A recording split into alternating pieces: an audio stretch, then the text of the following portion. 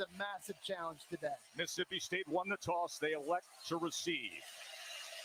So that means we get the record-setting quarterback, Will Rogers, but Jesse in a new offense. So his numbers aren't the same as what we've been used to for years. That's right. His career has been nothing short of prolific at Mississippi State, but he is playing in a new offensive system under new offensive coordinator Kevin Barbay, and they're running the ball a lot more. There's a lot of new schemes and pass protection and with the route concept. So this is only his third game in it. He's learning on the fly.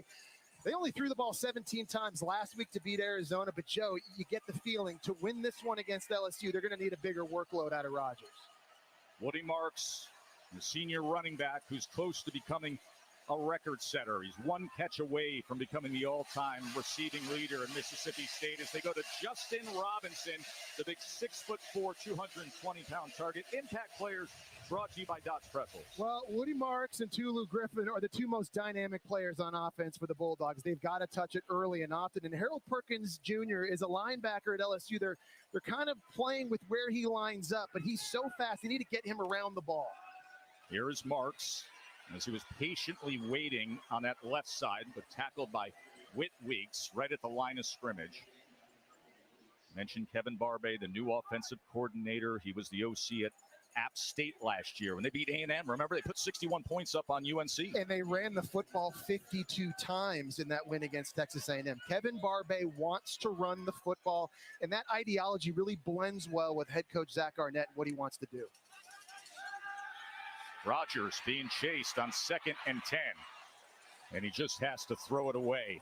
It was Savion Jones who was bringing the pressure against Will Rogers. All right, so here's a situation now on 3rd down. We talked about Harold Perkins Jr. being an impact player for LSU. His pass rushing ability has to show up for the Tigers. Last year led them with 7.5 sacks. He's playing out in the slot on 1st and 2nd down, but they're going to put him close to the line of scrimmage and let him get after Will Rogers. You see, last year, he was rushing the passer a lot more than this season. They want to get him more involved in downs like this. See him on the edge, bottom of your screen, 3rd and 10. He's coming around the right tackle, but Rogers able to get rid of it. Incomplete. It was far off to the side. As you see, just a little something extra, and a flag comes in as that was Cam Jones and Harold Perkins barking at each other.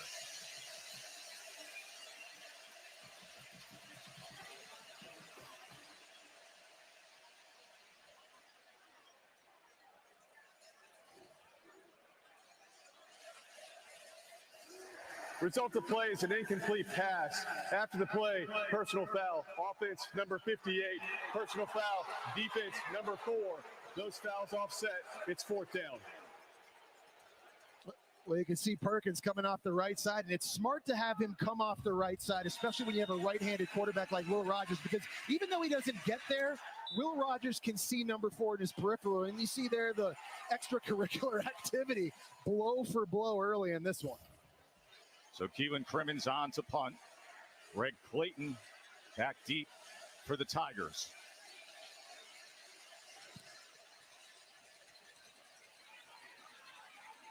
Clayton with the fair catch around the 17-yard line. Jayden Daniels, of course, the 2nd-year starter at LSU. So much hype was built into this 2023 season. He was named first-team preseason All-SEC by the media and the coaches. Yeah, Joe, he's one of the best dual-threat quarterbacks in the country. That's why he's in the Heisman discussion. He can hurt you throwing the football. He's very accurate, but what makes him unique is running the ball on designed runs, on scrambles, and it was his legs, Joe, that was a huge difference in this game last year against Mississippi State. Speaking of running the ball, it's been running back by committee for the talented Tigers backfield. Logan Diggs gets the start today, the transfer from Notre Dame. A lot of movement up front, especially on that left side of the offensive line. Ball start, offense, entire line move before the center snap the ball. 5-yard penalty, it remains 1st down. See what he said there, the entire line moved before the snap. We were talking about the cowbell, Joe. That is a real thing. Not to bring back bad memories for myself, but we got sacked 7 times back in 2000. It was hard for anybody to hear the snap. So the first impact already made in a 1st and 15 before LSU's first offensive play. Daniels is going to pull. And pushing him out was Pookie Watson, who was second in the SEC in tackles a year ago. Now, this is going to be a big key for Mississippi State, is trying to control when Jayden Daniels runs the football. There's going to be designed runs like that when you've got guys like Watson with his speed that maybe can go sideline to sideline, but it's in the passing situations. D coordinator Matt Brock knows they've got to stay in their rush lanes, trying to contain Jayden Daniels. This is a defense that loves the blitz, but you can't get out of control because he will hurt you. If he sees an opening, especially in the middle of the field, he is going to take off. Matt Brock, of course, stepping in and Zach Arnett's right-hand man for many years here. 2nd and 10, Daniels over the middle, just hooking it up as he's able to get Logan Diggs out of the backfield. It'll be 3rd down and short. A nice job by LSU, kind of getting some of that yardage back here early after having the penalty on 1st down, making this 3rd down manageable. But here comes the noise, and this is where communication is key. 3rd and 2.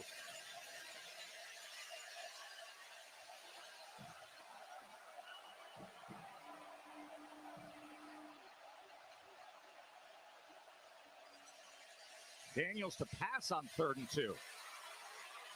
Looking for something. Trying to extend the play, being chased, and is able to connect well with Diggs. And Diggs has it out past the 40-yard line. So that is exactly what Jayden Daniels can do. Get you out of trouble, extend the play, and find something. Well, it looked like he may have had Malik Neighbors here open late on the drag route right there. You see Neighbors put his hand up. He didn't like it, and this is what Jayden Daniels does. He just extends the play. If you don't keep him caged up inside, he finds a throw, and all of a sudden it's a new set of downs. And it's 16 yards to Diggs. 5th year starting overall. 46 games of starting experience now for Daniels. Pulls it out from Diggs again. Flag is down as he made his way to the 48-yard line. Watson again with the tackle. They're going to get Miles Frazier for holding up front.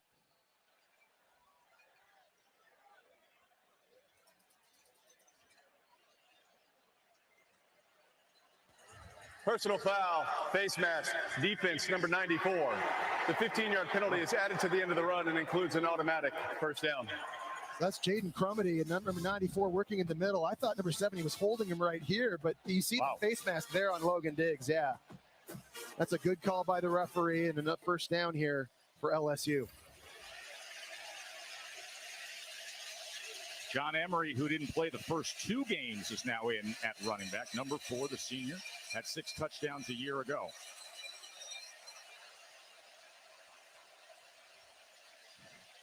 Looks Emery's way, get him into space, trying to get to the edge. Excellent pursuit overall by that defensive front. It was Nichols in the corner who cleaned it up, but Jet Johnson and the rest were down the line. Seeing Emery in the lineup here for LSU. He was the number 1 rated running back coming out of high school back in 2019. He's missed time because of injuries and academics, but they want to get him going. He's got talent running the ball, but he can catch it too. He's a big weapon in this offense. That was a loss of 3. Daniels on 2nd and 13 goes underneath the Mac Markway, the freshman tight end. By the way, Mason Taylor, the excellent tight end, now a sophomore, been dealing with an ankle injury all week long. Yeah, and that's a big loss for LSU because of situations like this on 3rd down. Because of his size and speed, he's been a matchup problem in situations like this. So where does Jayden Daniels feel comfortable working here? He's got Malik Neighbors in the slot out to his right. That's generally the guy in situations like this he likes to look for.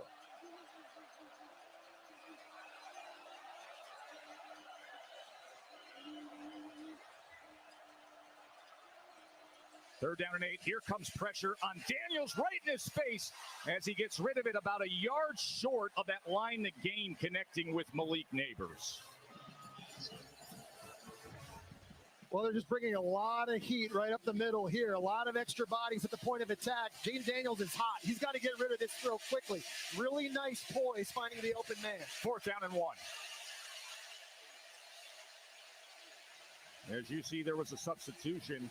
Brian Kelly a little frustrated with the freshman tight end, Markway. And with that, they're going to call a timeout. So a miscommunication with the tight end running onto the field. It'll be a 4th down when we come back to Start Vegas. Let's do it. Come on, Jack, get me. Ooh, nice play. All right, let's go.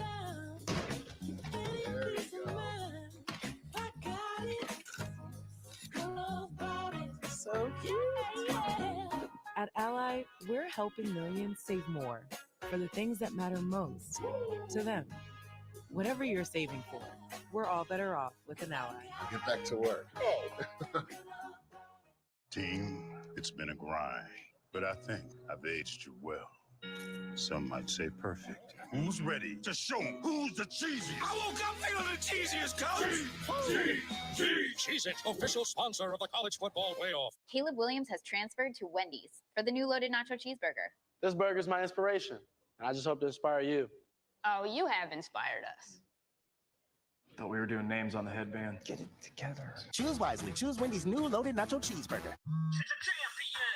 Travis Kelce is a champion. Twice. Dude, it's my new ringtone. Travis, zip it. It's your year, big guy. Let's get you ready. With 16 grams of protein per can and chunky spicy chicken noodle, soup that eats like a meal. Twice. It's been so long since I've seen you. You guys should come over and watch the game again this Sunday. We would love that. You said you didn't want to watch the game with them. What? No, I didn't, sweet. You said they never stop talking. Girl, I never said that. She just be making stuff up.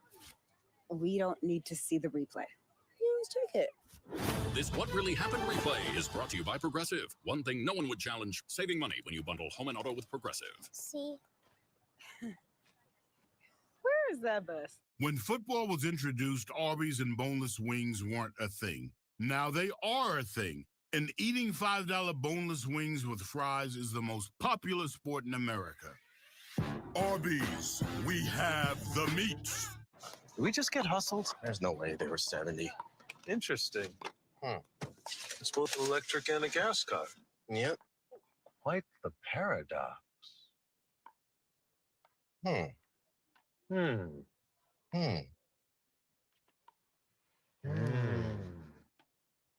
So JJ's for lunch? The first ever Lexus RX plug-in hybrid. Electric for short trips, gas for long. It really is both. It's always a party in Oxford, Mississippi. Hotty toddy. It's football time at Vaught Hemingway Stadium.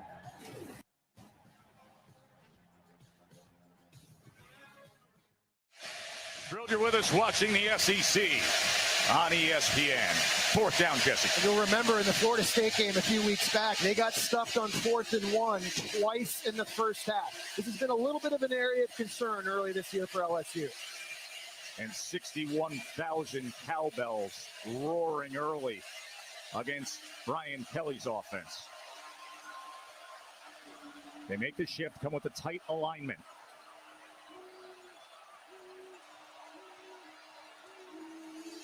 They go with the tap pass to Neighbors, and it works. Well blocked. And Malik Neighbors is able to move the sticks. Really nice job. Chris Hilton Jr., the receiver, number 17 here. He does a nice job getting a little kick out on a DB, and that opens up the lane for Neighbors. A nice wrinkle there from Mike Denbrock, something that Mississippi State has not yet seen on film this year in that situation. Well done by Chris Hilton.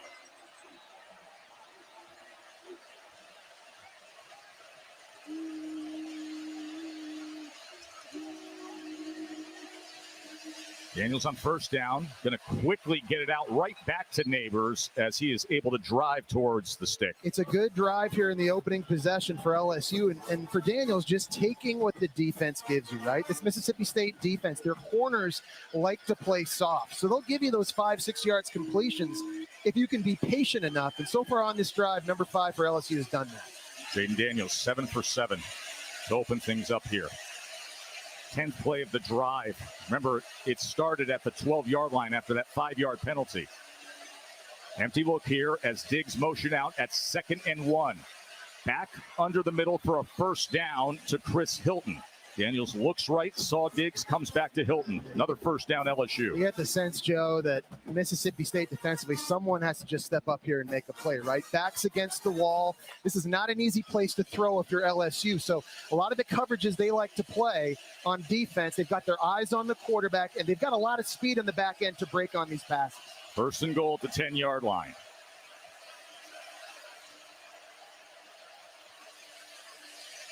Daniels gets it over the middle of the Neighbors again as he is ridden down by Nicholson. It's a nice job that time by Nicholson playing high. They were trying to run underneath with Neighbors, and he just sort of closed down on him and made a nice tackle. You want to tackle the catch. You see Neighbors exiting the game a little gingerly. That's a really nice job defensively by Mississippi State.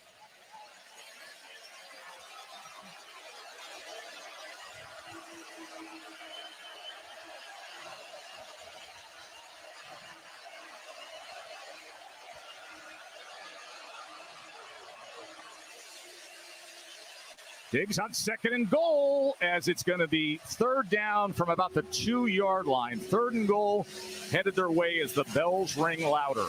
They're going hurry up on LSU. That zone replay is something they may go right back to here.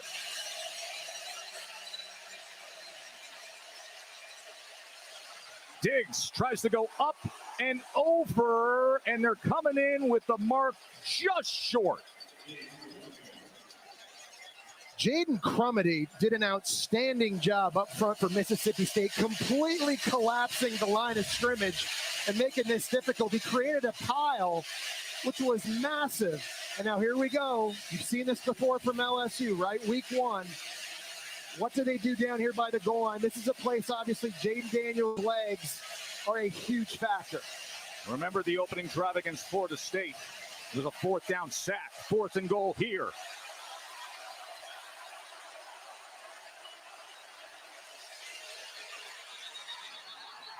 Flag comes down as Diggs pushed ahead. And it looks like this is against LSU. False start. Offense number 66. 5-yard penalty. Made 4th down. When we talk about the cowbell, there's been a few false start penalties here for LSU on the drive. Will Campbell just couldn't hold his water, just flinched a little bit early, and that's a great job by Mississippi State. After allowing all those yards, hey, you bend, you don't break. You give up a field goal here, you feel like that's a win. Let's get the ball back to Will Rogers, and let's go to work. Damian Ramos comes in after the penalty for the short field goal attempt. Just a 23-yarder to open up this game.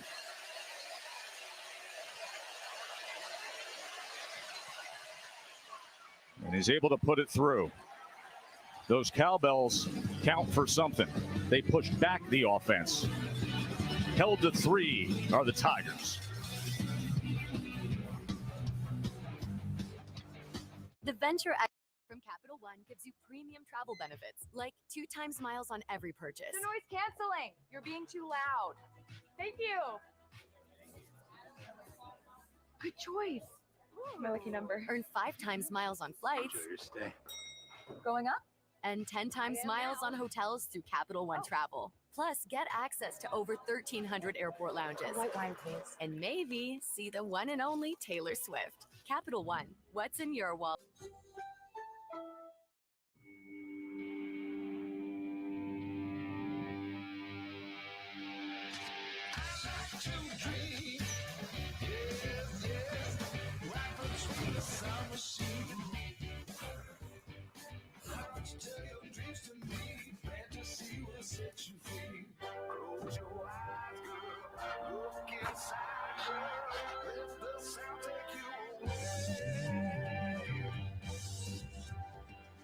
Some people just know there's a podcast about that.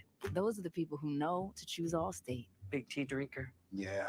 There's a podcast about tea. He knows, and he wants you to know too. I was listening to a podcast on if dogs know their dogs. There's a podcast about that? Just like he wants you to know about Allstate. There's a podcast about fly fishing called Why Is That Person Doing That? It's called Terrific. Are you listening to a podcast? Yeah, it's about multitasking. Some people just know there's a podcast about that.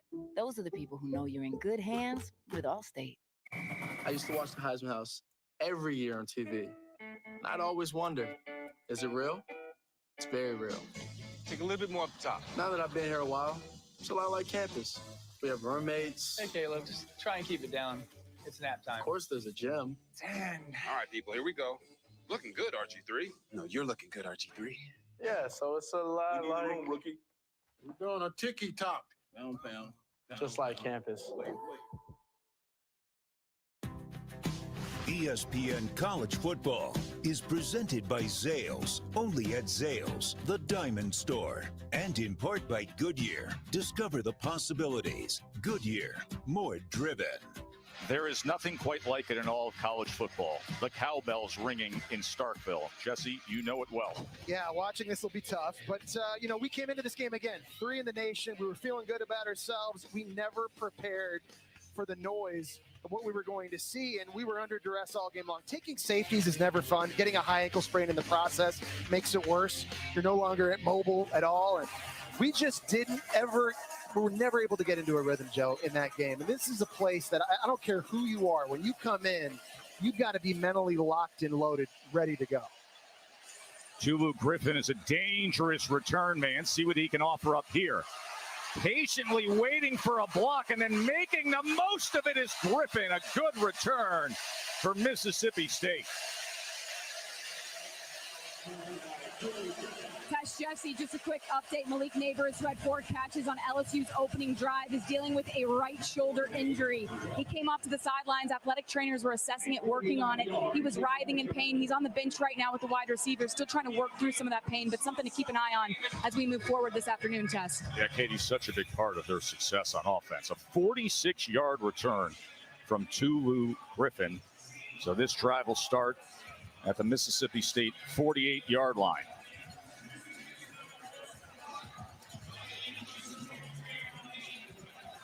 Big Mason Smith opposite the playmakers on Mississippi State, including Will Rogers. Rogers sprint left, being chased down, being taken down by Jones. How about that athleticism by Savion Jones at 280 pounds? He's working against the true freshman Malik Ellis at tight end here, and kind of dips inside, and then you see the speed and the ability to get outside and put pressure on Will Rogers. The pass rush has been a bit of an issue early this year, honestly, Joe, for LSU. That's only their 2nd sack on the season.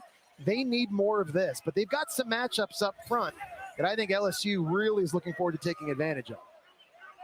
So now it's 2nd and 17 for Rogers to deal with.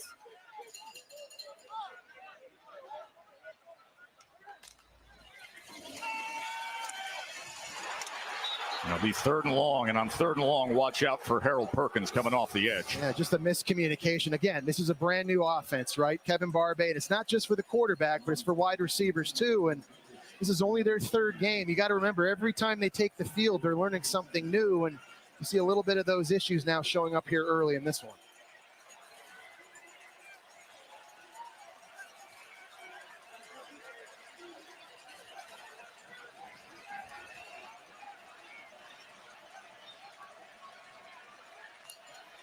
Third and 17.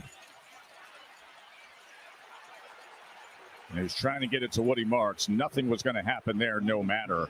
And it is a struggle early on for this Mississippi State offense. But again, it's Perkins and just his presence off the right side of the line of scrimmage working against Jones. Just the speed forces Rogers to have to step up in the pocket, and it totally puts him off of rhythm. Watch this. As a right-handed quarterback, you see this, you feel it. And all of a sudden, your feet kind of get off base. You don't have your accuracy. Your clock, it quickens up. Doesn't have a sack in this game, but number 4 has already made an impact for LSU. Yep, 2nd time Crimmins is right back out there to punt away. Running up to field, it is Clayton. Whole lot of traffic on that short punt. Mississippi State just 5 yards of offense on this beautiful day on a beautiful campus here in Starkville.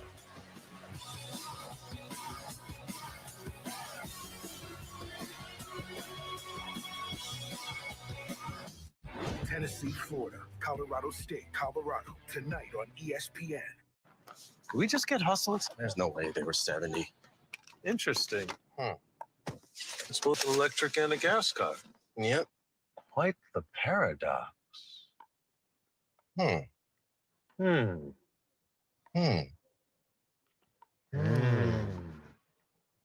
So JJ's for lunch? Electric for short trips, gas for long. It really is both. The first ever Lexus RX plug-in hybrid.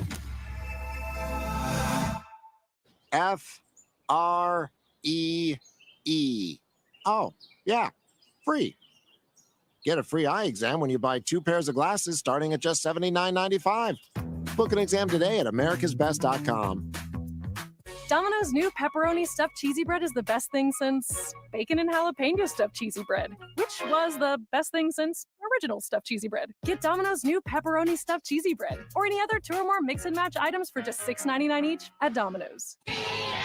We're surprising Twisted Tea superfans with a Twisted Tea drop. Twisted Tea tastes like real iced tea because it's made with real brewed tea and 5% alcohol to kick off your game day. Twisted Tea hard iced tea. Keep it twisted. Icy hot. Ice works fast. Heat makes it last. Feel the power of contrast therapy so you can rise from pain. Icy hot. Hey, babe. I thought you were making dinner. It's Wednesday. Tuesday. Better communication? Maybe tomorrow. Tonight, Panera. Solving crunch time and dinner with one easy swipe. That's big. Panera. $0 delivery fee for a limited time. When game time runs into dinner time, a hero must rise. Like DiGiorno Rising Crust Pizza.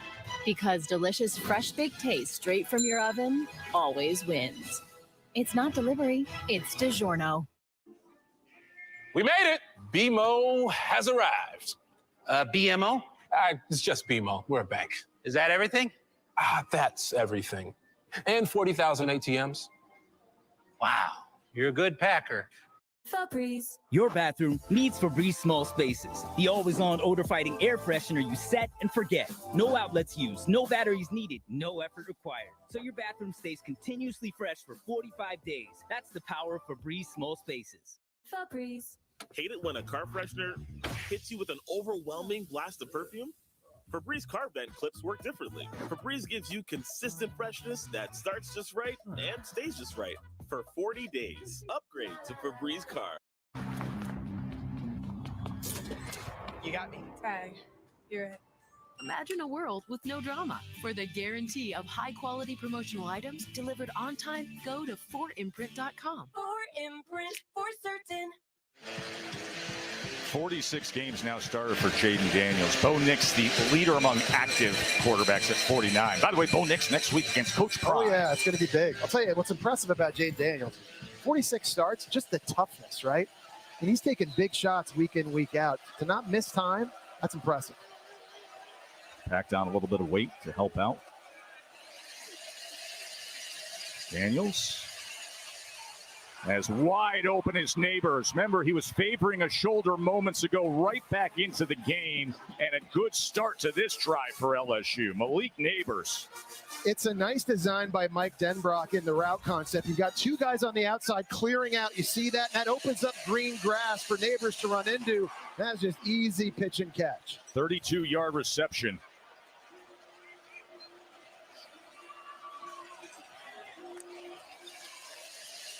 And now Diggs gets the work. And this is exactly what Diggs can do, the yards after contact, and give them a physical presence. Yeah, you know, listen, for years, this has been a running back by committee, right? And for the last 3 years, they've had big guys, physical, that can get you 3, 4, 5 yards. But the question is, who can be a game breaker? When you think back to Darius Geis, Leonard Fournette, Clyde Edwards-Helaire, they used to have home run hitters, and they're hoping Logan Diggs can be a little bit of that this year.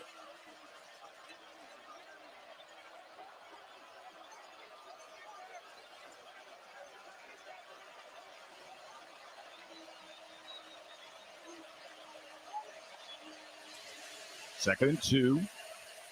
And quick to the outside to Chris Hilton. And what a good start for Jayden Daniels here on the road with the early kickoff. He is now 11 for 11 to start the game. Seems like he's really dialed in. And tell you, this is not an easy defense to prepare for. This 3-3-5 scheme of Zach Arnett and Matt Brock, you don't see a lot of it. It's become sort of a new in vogue defense to stop spread offenses. They're very good at disguising things. But so far, number 5 from LSU, you could tell he had a good week of practice. He came into this one sharp.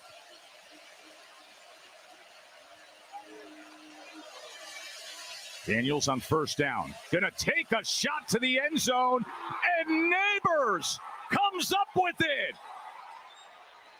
Malik Neighbors, outstanding touchdown catch from Jayden Daniels, who's a perfect 12 for 12 to start the game. And Jayden Daniels had the matchup he wanted. He had Neighbors, his best receiver, against the safety in Hunter Washington on the fade throw. This is a throw they haven't hit a bunch of early this season, but they hit that exact same play in this game last year on a 4th and 3 situation. Neighbors showing you his suddenness, his ability to separate. That's why Daniels has so much faith and confidence in him. And good news for the LSU offense, knowing that number 8 at receiver, he looks pretty healthy. So much was made with the preparation. That guy right there, Brian Kelly, you see him talking to his big offensive lineman, Charles Turner, the center, said, listen, we got to be ready. We got to fire right from the start. He was concerned about the 1-hour bus drive just to get there. Had them stop at a car dealership, played loud music. They are firing early. This offense is in gear right away, and you saw it with the 26-yard touchdown pass. Daniels to Neighbors. Well, it's a nice job by Jayden Daniels on that last play. We talked about how good he's been in the pre-snap. He's looking at safeties. He's seeing the rocking and rolling, and he knows outside, I've got my best receiver against the safety on a fade route with nobody on the outside. Perfectly placed throw, a great decision, getting it out early. You just see the burst that Neighbors has. It's not fair for any safety to have to cover him one-on-one like that.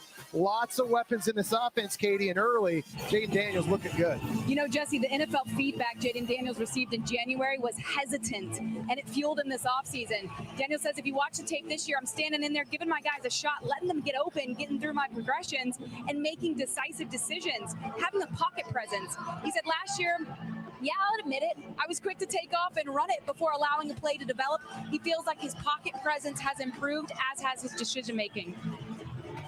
Brian Kelly said he wants to see him play with a sense of urgency. That is what he has done here with this early kickoff in Starkville. 10-zip LSU. Remember, the offense was, and I know the level of competition last week in beating Grambling, but still, when you score on 10 consecutive drives, I don't care who you're playing. Ball's not hitting the ground. It's hard to do that in 7-on-7 in practice.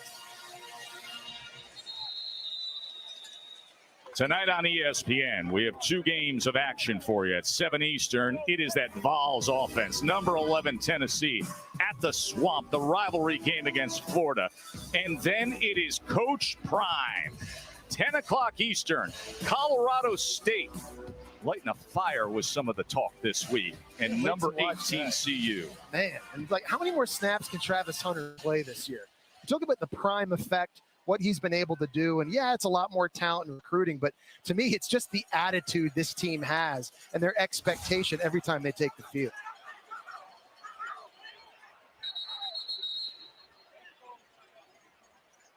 Whistles come in before Mississippi State's offense, as LSU will call a timeout. Today's weekend lineup is brought to you by Wendy's Beef. As we talked about, 2 of the games coming your way tonight. Another full day of action. Alabama is back to the field on ABC. A trip down to Tampa. Tyler Buckner getting the start for Alabama. What do you make of it? Well, you know, obviously Jalen Monroe had some struggles in their loss against Texas last week, and Buckner, a guy that knows Tommy Rees's offense. Of course, they both came from Notre Dame. I think everybody expects Alabama to roll in that game, but I think more than anything, you're just looking for efficiency out of the Tide, especially in the passing game. Mississippi State is looking for some efficiency. Their first play of the game went for 12 yards, but since then, they have 6 plays, -7 yards. Joe, I think they got to get number 7 and number 5 to football as many ways as possible right now. Right now, Woody Marks, number 7, is flanking the side of Rogers as he gets the call here, and there is nothing to find against the interior of that offensive line. Yeah. Whit Weeks and the rest of them with the run fit. And this LSU defense, they are big, they are physical, and they've got a lot of matchups that they can win just because of how long they are. Traditionally, very hard to run in between the tackles when you're playing against LSU. So a huge challenge for this Mississippi State offense. Rogers being chased by Perkins. As coming back to the ball was Robinson, and they are going to mark him where it'll be a 3rd down and 2. Well, there's a play you didn't see a lot in Mike Leach's air raid offense, right? A play action fake and a bootleg, and it totally tricked Harold Perkins, who was coming on the blitz that time. They had the perfect play call, now setting up 3rd and short.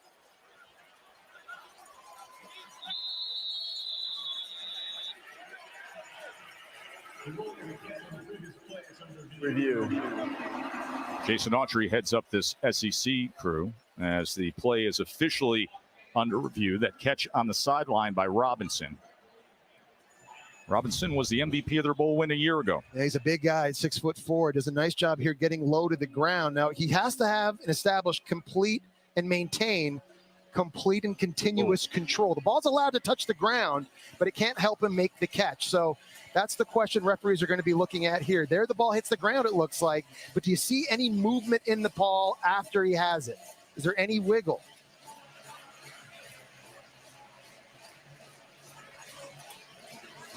And, of course, you need indisputable video evidence to overturn the ruling on the field, which was, in fact, a catch. What do you think, Joe? Well, I mean, the ground can't help you. You must have firm control if you see any movement at all at that point. So does he have firm control at that point? It's very questionable, and thus why they're reviewing it. To my belief, he does not have established firm control before the ball hits the ground. I believe that they will review this and overturn it as an incomplete pass. It is a big play call, too, in this game at a time where Mississippi State offensively is trying to create some momentum here. 3rd and 1 is a lot different than 3rd and 10 with Harold Perkins Jr. out there. Justin Robinson made the effort on that ball. Will Rogers has been constantly trying to fight for survival and give his team a chance. On the field, it was ruled a 9-yard reception, which would make a 3rd and 1. However, it looks like the ball hit the ground before he had established firm control with his hands.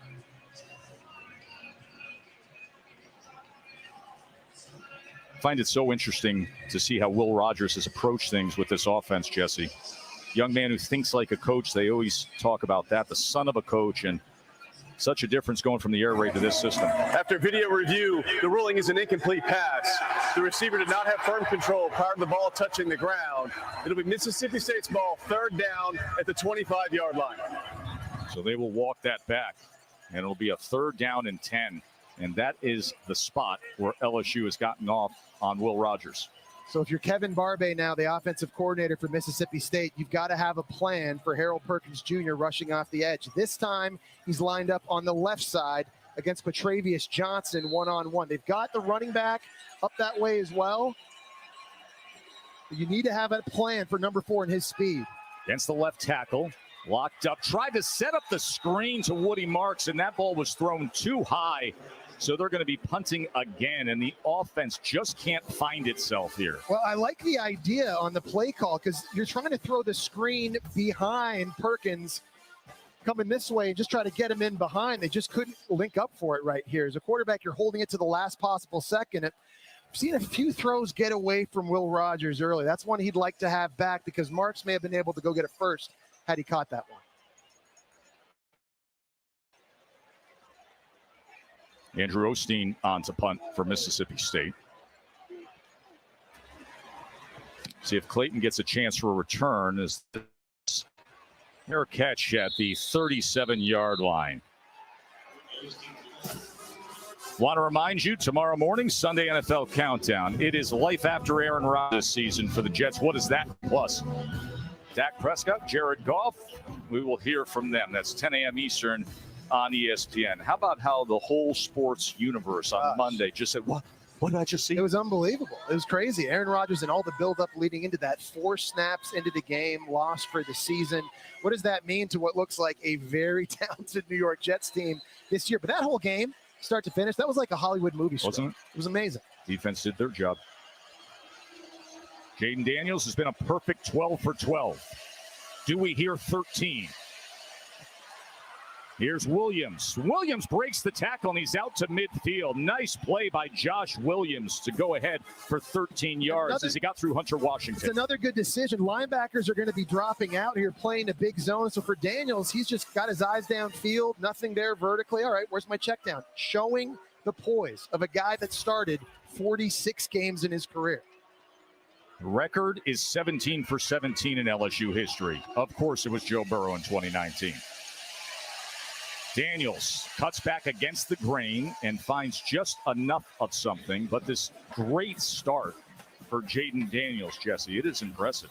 Really is. That time there, Jaden Crumedy did a nice job running out with him. But you see this here, 13 consecutive completions to start the game. He's just dialed in early, doing a nice job taking what the defense gives him. He stayed perfect here on 2nd and 6, and there is the first incompletion of the afternoon. Well, that's big because we talked about this 3-3-5 scheme. They do a good job disguising blitzes. They bring it early and often. They can bring it from all over the field. This time it's Watson coming up the middle.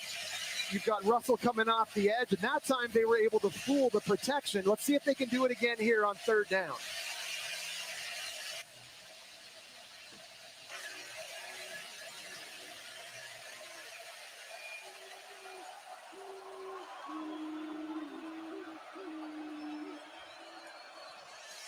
Third and 6, 4-man rush, hooks up over the middle. Thomas with one little juke move and then a sprint ahead for a first down, Tigers. Well, again, Mississippi State brings the blitz with Johnson and just poised as normal, very calm under pressure. There's Daniels just looking over the middle of the field. He finds a 6'4" target. And Thomas Jr., who's abnormally quick for a guy that tall, right, Joe? He's not a long strider. He's a guy that's really explosive with short area quickness. 6'4" receiver, Brian Thomas. Quarterback run. Daniels wasn't blocked up the way he wanted it to be, so he's taken down after maybe just a couple yards. Nathan Pickering with the tackle.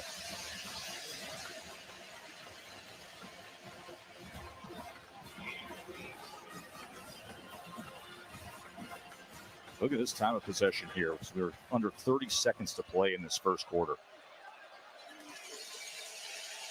Quick to the outside. Neighbors wrapped up immediately at the 29-yard line. As that was Washington on the play. Excuse me, Brian Thomas with a reception there. It goes for 5 yards and another 3rd down. 3rd and 3. John Emery in the game at running back.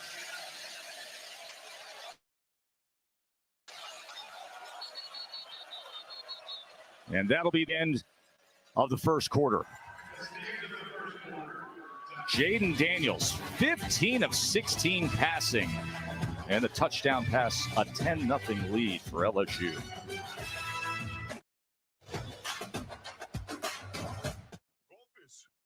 Can I get the handful? Sure.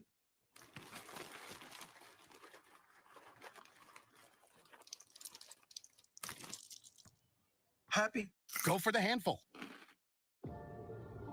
When you prefer dream vacation over a rental nightmare, it matters where you stay. Embassy Suites by Hilton. Hilton for the stay. Being the best takes hard work. It takes early mornings, planning, precision, sweat, sacrifice, and teamwork. That's why Old Dominion Freight Line, the #1 national LTL carrier for quality, works hard to be the best in the game and is proud to support those striving to be the best in their game. Old Dominion Freight Line, helping the world keep promises. Chipotle's carne asada is back. It's our most tender cuts of steak, grilled and seasoned with cumin, oregano, and coriander. Finished with fresh lime and hand-chopped cilantro. Carne asada. This is our best steak ever.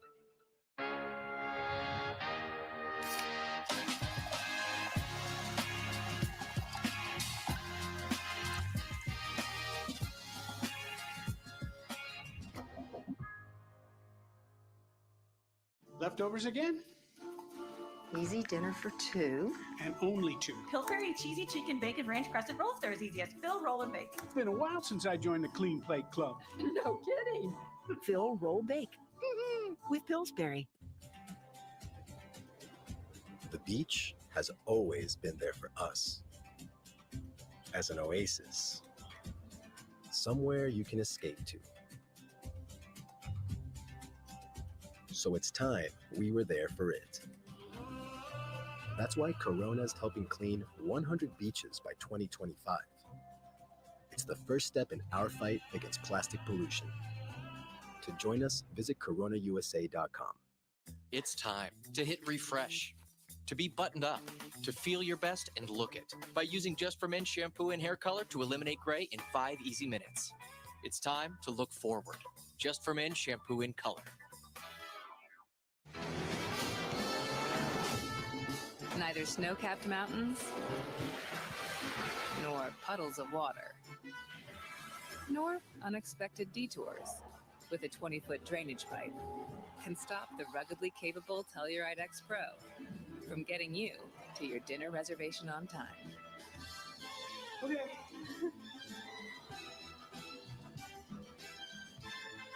Kia, movement that inspires.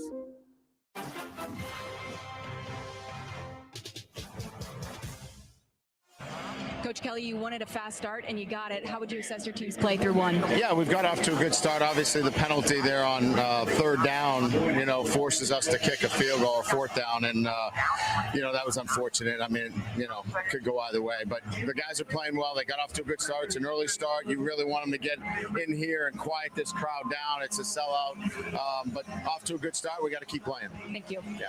That was his point of emphasis this week, getting off to a fast start, and they have. And now facing a 3rd and 3 to start this second quarter. Pulls it. Daniels taken down. They were right on top of it to begin.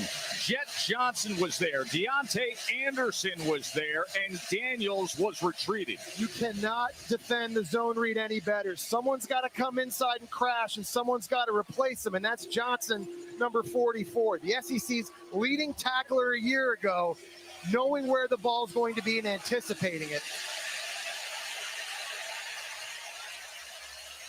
4th down and 7 from the 33-yard line.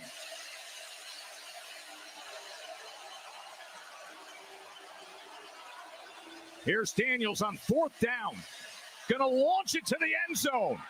Neighbors holds it in again. Malik Neighbors, my oh my. How about Jayden Daniels and this Tigers offense roaring? Jayden Daniels found the exact same matchup that he found earlier in the first quarter when he threw a touchdown to Neighbors. One-on-one against Hunter Washington, the Florida State transfer safety in the slot. On a critical down and distance, that's the guy Daniels likes to go to, and they have burned the Bulldogs twice on the exact same play.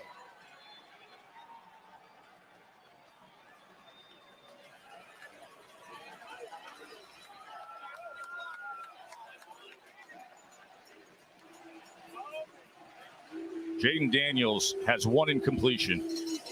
16 times he is connected for 176 yards and 2 touchdowns now. Well, Matt Brock, defensive coordinator, is wanting to be aggressive in this situation, play man coverage, but that guy versus a safety is not a good matchup if you're Mississippi State. LSU does a great job picking up the blitz on the inside, and it's just too easy. There's no contact. He never reroutes them. It's a perfect throw. And you see Jayden Daniels staying in the pocket and taking a big shot. Joe, that extra 15 pounds you were talking about that he added in the offseason comes in handy on a play like that. It makes you feel a lot more comfortable staying in the pocket to deliver a strike. I think LSU's booth liked it. Yeah, it's Mike Denbrock, the offensive coordinator, who has such faith in Jayden Daniels. And Malik Neighbors, he's been targeted 7 times. Jesse's got 7 catches for 113 yards and now 2 touchdowns. And that after the report that we got from Katie saying that he was favoring his shoulder.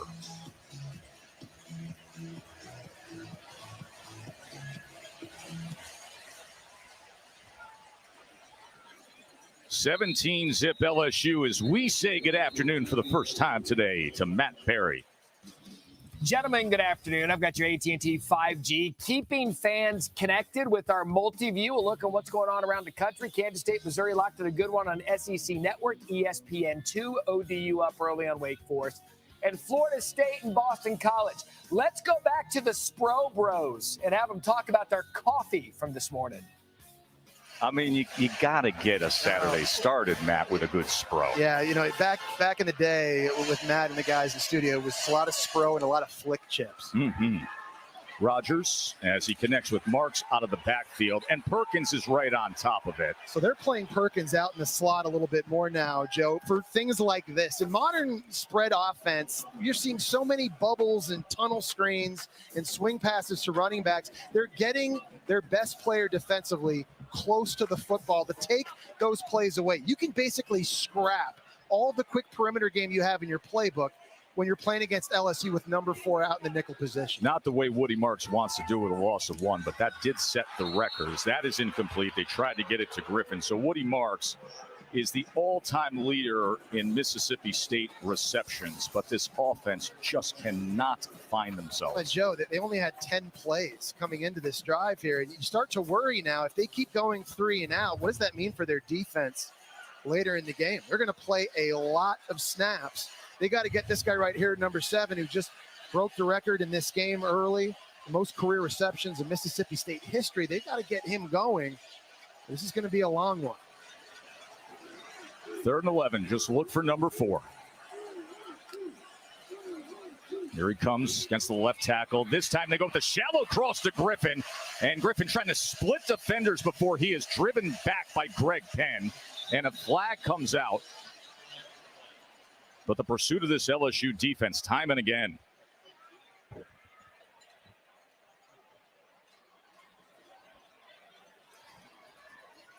Griffin went ahead for 8 yards. There is no foul for offensive pass interference. The ball was first touched behind the line of scrimmage. 4th down. So there is no penalty.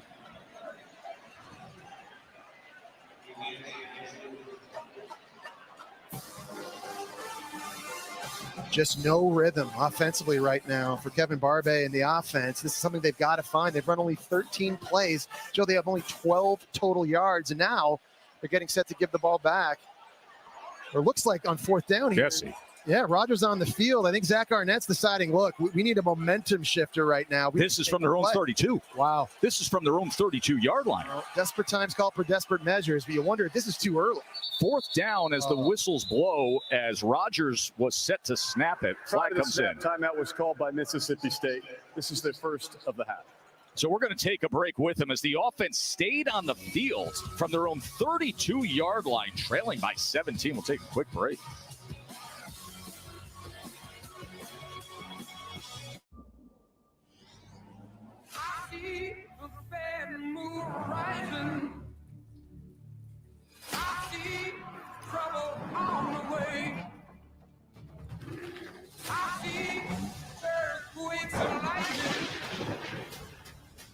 Don't go around tonight, but if you want to take your life, stay on the bedroom on the right. Toyota Trucks. Let's go places. Popeye's new sweet and spicy wings don't make sense. Marinated and tossed in a blend of chili, garlic, and ginger, as sweet as they are spicy. Nice catch. Butterfingers. Just like my Nana. We don't make sense. We make chicken. Love that chicken from Popeyes. My store, my design business, we're exploding. But my old internet was not letting me run the show. So we switched to Verizon Business Internet. They have business grade internet nationwide. Make the switch. It's your business. It's your Verizon. I love your place. Thanks. Could you grab some carrots? Sure. What's this? That's for Pepper. You keep dog food in your fridge? It's not dog food, it's fresh pet. Real meat, real veggies. That you feed your dog. So it's dog food.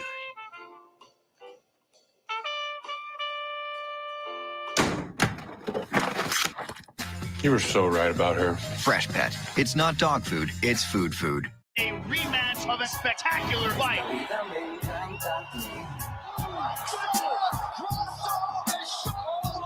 Valentina Shevchenko! She has all the skills to get her belt back. This fight is going to be incredible. The pandemic may be over, but unfortunately, COVID-19 isn't going anywhere. In fact, it's still among the top 5 leading causes of death in the U.S., right after heart disease and cancer. And COVID-19 related ER visits are 3 times higher than the flu. So stay up to date with the latest COVID-19 vaccines this fall, just like you do with the flu, because you've got no time for 19. Stay up to date with the latest COVID-19 vaccines. What does success mean to you? Is it admiring how far you've come? Or going the extra mile?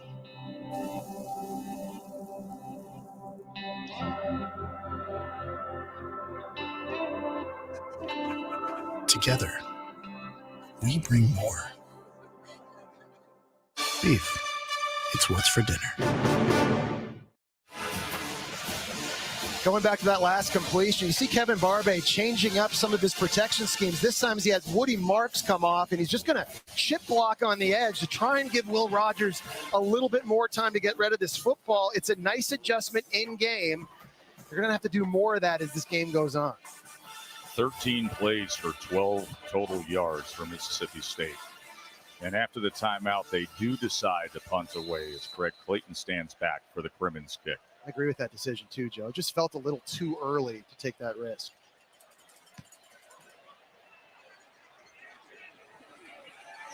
Fair catch near the 20. Let's go back to Mr. Barry. All right, Tess, a game you know well, the red bandana game at Boston College. Boston College 10-7 lead in the second to Jaheim Bell from Jordan Travis. This one now tied 10 apiece, perhaps a little closer than people thought in the second quarter on ABC. And listen, Matt, we know the reason why. That is the famed red bandana game at Boston College, named in honor and played in honor of the 9/11 hero Wells Crowther. And, you know, my son will tell you he was in that locker room for 4 years. When Mrs. Crowther comes in to tell the boys it's time to go, you go. They will play out of their mind as hard as they can. Totally red different bandana. energy. It really is. So they're hanging with Florida State a bit now. John Emery, as he gets into the game. Remember, didn't play the first two games. Been in college football a long time. Just he was a freshman on the national title team. No, and he's a guy that's got a lot of talent. We talked about it. So highly recruited coming out of high school, and he's a guy that they want to get lathered up in this one because they're going to need him this year. Goes for 3 yards, says Emery.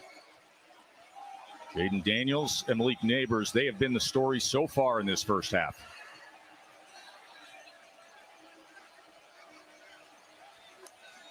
Freshman tight end was in motion there going upfield as Daniels drives the ball and gets it complete to Neighbors again. Well, it's a really nice job up front in protection. Mississippi State's trying to stunt, and LSU's not giving up anything. They're giving Jayden Daniels tons of time to survey the field. You know, you go back and you watch them play Florida State week one against Jared Verse and Patrick Payton, one of the best pass rush tandems. They look pretty good, Joe. Emery couldn't break free of Jet Johnson, who led the SEC in tackles a year ago. This is an offensive line that they want to really be able to rely on heavily this year. And you get the feeling if they can just stay healthy, they've got a chance. You know, it's only the first time since 2014, the same five guys have started the first two games of a season for LSU. They've got a lot of talent, a lot of highly recruited guys. With the skill they've got at running back, receiver, and quarterback, that's big. Here's the quick game now. Anderson, and he's wrapped up, tries to spin free, but it was DeCarlos Nicholson who was the first to get right to him. And then Russell cleaned it up, and now a third down opportunity for this defense. One of the things I love about this defense is they play with great effort, and their cornerbacks are not afraid to mix it up and try to get involved. Everybody running to the football. It starts with Nicholson. Then you see the pursuit coming back from the inside, setting up third and long. Remember, Mason Taylor not in action. The star tight end, that was Mac Markway, the true freshman tight end who was trying to get in space for that block. Third down and 9. Daniels, shallow cross, and Neighbors working his way upfield. He is unstoppable today. I think Matt Brock and Mississippi State need to change some stuff up in coverage because on third down, they're just dropping way too many guys deep, and it's just opening up these easy short throws on the drag routes on third down. They've got to have bodies in the middle of the field because it's just too easy at this point for Jayden Daniels. Daniels, pitch and catch. Brian Thomas. It's the fourth straight drive into Mississippi State territory for LSU. Neighbors has 140 receiving yards on 9 catches. got 10 minutes to go in this quarter. He has 9 catches for 140 and 2 touchdowns. No wonder he's over there getting some wins. He's had a day.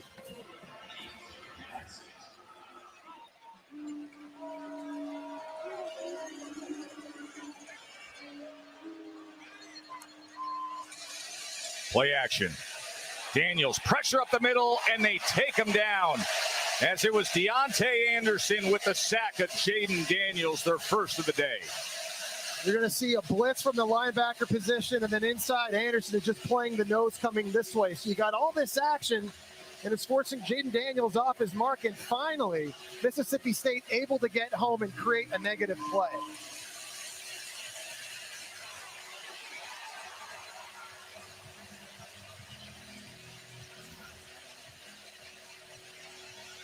Let the bells ring, they say here in Starkville. 3rd and 13. On 3rd down, Daniels has been superb, and he's going to use a timeout here. And we will take the break as LSU has exhausted all 3 timeouts with a 17-zip lead.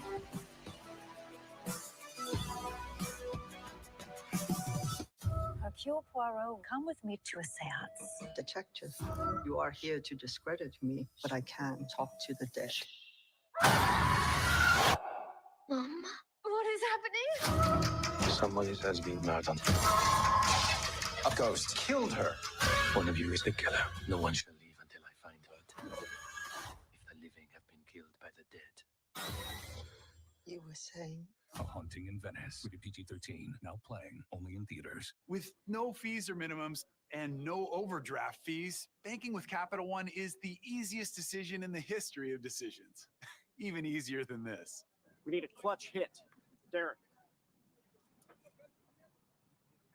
Jeter. Hang in there, rookie. Yep, even easier than that. With no fees or minimums and no overdraft fees, is it even a decision? That's banking reimagined. What's in your wallet? Mortal Kombat! Mortal Kombat!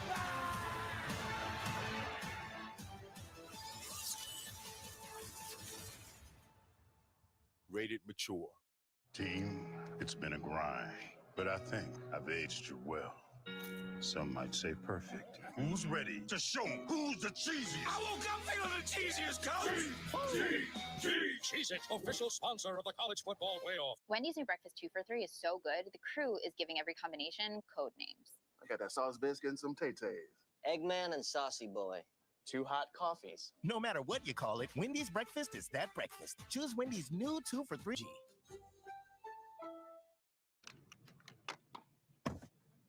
It's electric. It's gas. Quite the paradox. It really is both. The first ever Lexus RX plug-in hybrid. ESPN College Football, presented by Zales, is brought to you by the Lexus RX line. Bulldogs, Jaden Crumedy and DeCarlos Nicholson there at the Henderson Ward Storage School in Starkville because it's Extra Yard for Teachers Week as ESPN is celebrating the role of teachers and their dedication to support each student's development. And on behalf of the CFP Foundation, ESPN, we recognize the passion, commitment, the work that goes into it to ensuring that students succeed. So for Miss Alexis White, $1,000 donor choice gift card. That was great to see. It's her 3rd year teaching. She's a graduate of Mississippi State. And she's here ringing that cowbell loudly on 3rd down right now. Jayden Daniels in the backfield with Logan Dix. 3rd down and 13. Daniels, plenty of time. And now he's going to tuck and run. He needs 13. He turns the corner and he strides forward. A flag is down. Back at the 41-yard line. They may walk this back. Holding. Offense, number 53. 10-yard penalty from the previous spot. Repeat 3rd down. Well, Lance Hurd's a true freshman and a highly recruited one at 6'6", 340 pounds. He's out here working one-on-one against Crumedy. He's had a huge game for Mississippi State so far, and just He can't hold up. It was a phenomenal job by Daniels running away from the spy to get positive yardage. But that was a play Mississippi State needed so badly on defense. They got to turn the tide and change the momentum in this game. Give their offense better field position to get something going. And big 53, Lance Hurd. By the way, he's a rising star, the true freshman. He's now at right tackle as Emory Jones, the typical starter, kicks in the right guard. They feel very confident about the youth and the future of this offensive line. It's a 3rd and 23 for Daniels. And he is brought down by Crumity that time. 2nd sack for State. Crumity again, and he's just going to bowl right through Emory Jones. They're running a stun up front. He's just going to plow. Here's Crumity, work inside. He blows the right guard up. Look at the strength. He's trying to pick for the D tackle and swinging around the outside.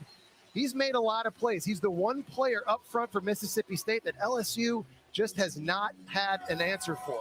Veteran Jay Bramlett on to punt. Didn't have to punt last week with all the offensive success.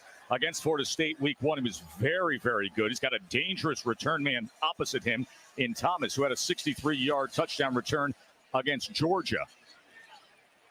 But with a good punt, it's a fair catch near the 25-yard line. So Mississippi State's got to get Woody Marks the football at running back. To me, he's one of the best in the country that not a lot of people really know about. When you watched him early this year, he's showing you all the traits you got to have. He's got great vision. Here's a zone play against Arizona. Should go left.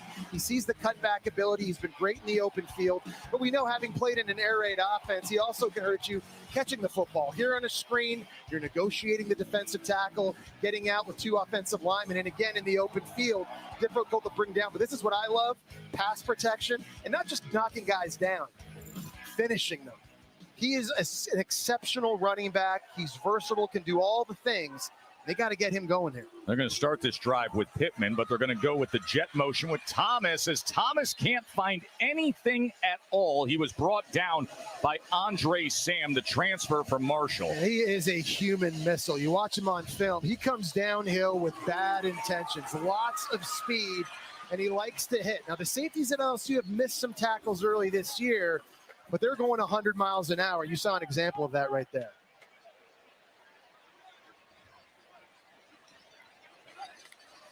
Second and 8. A-gap pressure on Rogers as he had to get rid of it, but it was nowhere near Roberson.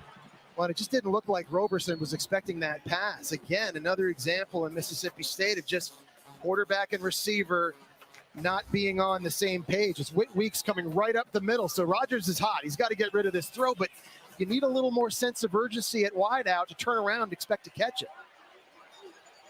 Mississippi State is 0 for on 3rd down, 0 for 4, now facing a 3rd and 8.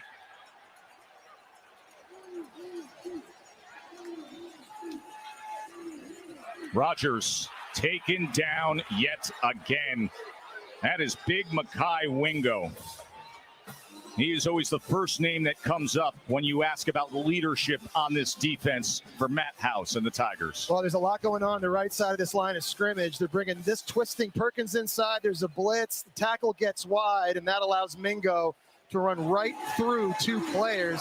Bad job in pass pro. Just all types of discombobulation going on right now for Mississippi State. Jesse, it's their 4th straight 3 and out.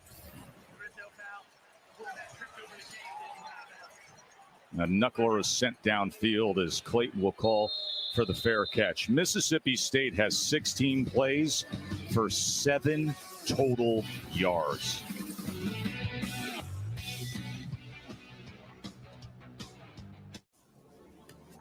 This is not the first all-electric car.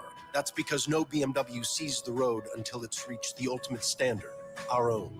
A standard that demands that every BMW drives and feels exactly like a BMW should. Unparalleled performance and precision handling made possible by electric engineering. But isn't that what you'd expect from the ultimate electric driving machine? Build your own all-electric BMW i7 today. If you don't know about Xfinity Mobile, well, now you do. It's the fastest mobile service around, with the best price for 2 lines of unlimited, only $30 a line per month. That's hundreds in savings a year when you wave bye to the other guys. all on the most reliable 5G network nationwide. You really shouldn't walk out the front door without it. Switch today at xfinitymobile.com. We have a special guest today on ESPN College Game Day, the Geico Deco. Look, just get to the part when you tell everyone how easy it is to ensure what's important to them. Home, car, even RV. Come on, there's an RV right there. Did he even see the talking points I gave him? I don't believe so, sir. For all your insurance needs from home to car to RV, it's easy to Geico. Desmond, I forgot the talking points. Travis Kelce is a champion twice. Dude, it's my new ringtone. Travis, zip it. It's your year, big guy. Let's get you ready. With 16 grams of protein per can and chunky spicy chicken noodle, soup that eats like a meal. Twice. If you're a serious rocker and a serious dad, why can't your washer do two things too? The Whirlpool 2-in-1 washer with removable agitator gives you 2 ways to wash, so you can jam less in here and jam more in here. Everyday care, Whirlpool. What? How is that a flag? He landed on him after the sack. It's roughing the passer. What if he hit him high? Roughing the passer. And low? Roughing the passer. Well, what if he tramples him and then he's like, oh no, and he tries to go back and he tramples him some more and he's like, I'm so sorry. Wait, what? With college football on ESPN Plus, you get the best teams and the biggest conferences, and so much college football action from across the country. So sign up now at ESPNplus.com. We're all about the WNBA playoffs. All season long, student sections across the country are competing to be the Taco Bell Live Más Student Section of the Year. You can download the Taco Bell app to learn more. Well, they know how to enjoy themselves down here in Starkville. They've been doing it for the past 24 hours. But the guy who's not enjoying himself among the student body is the quarterback, Will Rogers. Well, I think part of the thing is Daniels has been in his system for over a year. Will Rogers is in his 3rd game in a new one. But also Daniels is just playing better. Here is Daniels. Look at the time he has, and he's got a man wide open, and you know who it is. Malik Neighbors is just lighting it up this morning. This is against D-Cam Richardson. You see the route running by Neighbors here. This is a double move. He's going to run down, act like it's a curl, throttle down. That just gets Richardson to hesitate a moment. That's all Jayden Daniels needed. He got it out early, and another explosive play for the Tigers. This is one of the most statistically impressive halves of football I've ever seen by a wide receiver. He has 10 catches for 191 yards. We got 5.5 to play before we get it back to the studio in halftime. This is unbelievable stuff by Neighbors. And now Diggs showing his ability. Yeah, I think moving ahead in this game, if you're defensive coordinator Matt Brock, you got to start giving safety help over to whoever's covering Neighbors, because nobody has an answer, Joe. I mean, this is like video game numbers at this point. That is Matt Brock and his job, the defensive coordinator for the Bulldogs. 2nd and 3.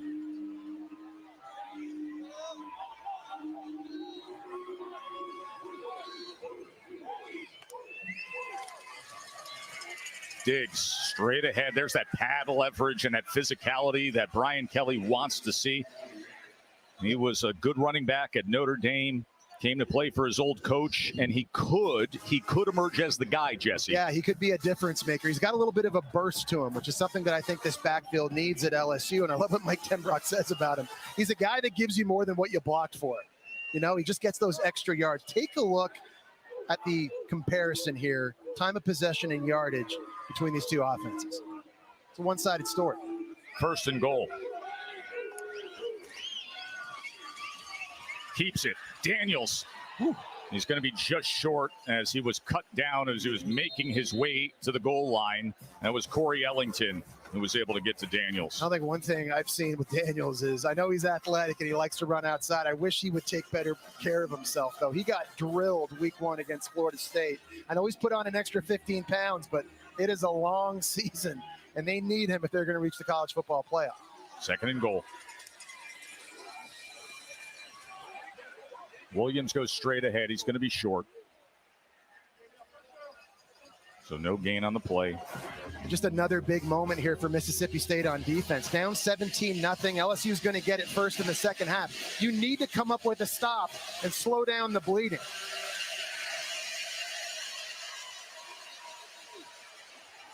But instead, it's more of that.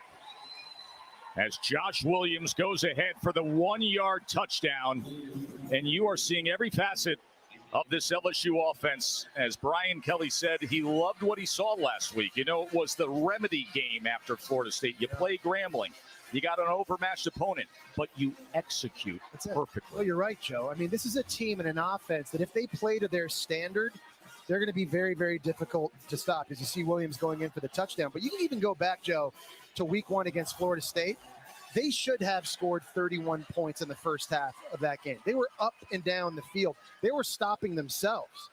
And so if they come into the ballpark and they bring their A-plus game the way they've done it today against a 3-3-5 scheme in Mississippi State that is not easy to prepare for, you're seeing just how impressive I think LSU's offense can be.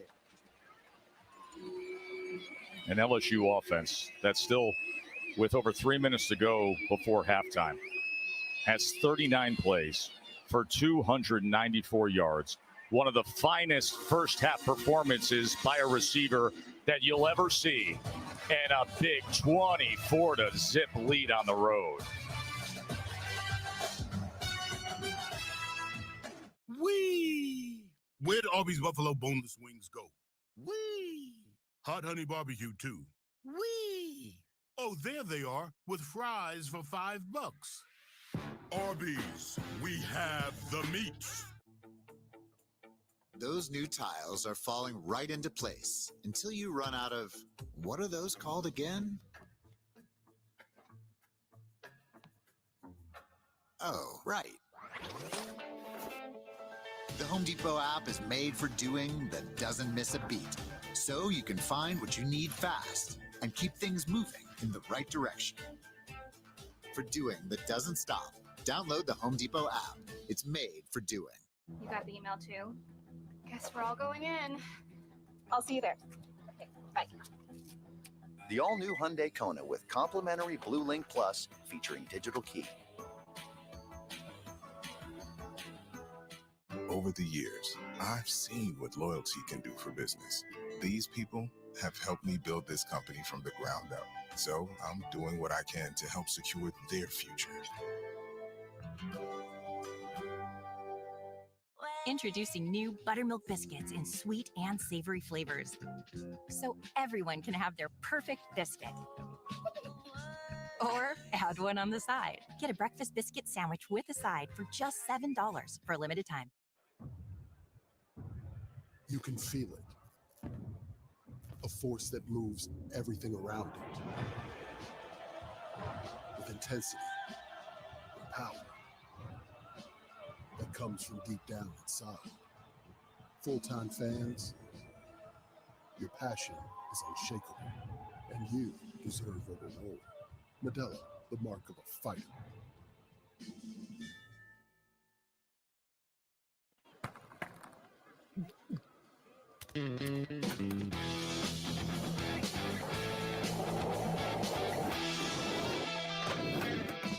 Who said you can't teach an old dog new tricks? It's electric. It's gas.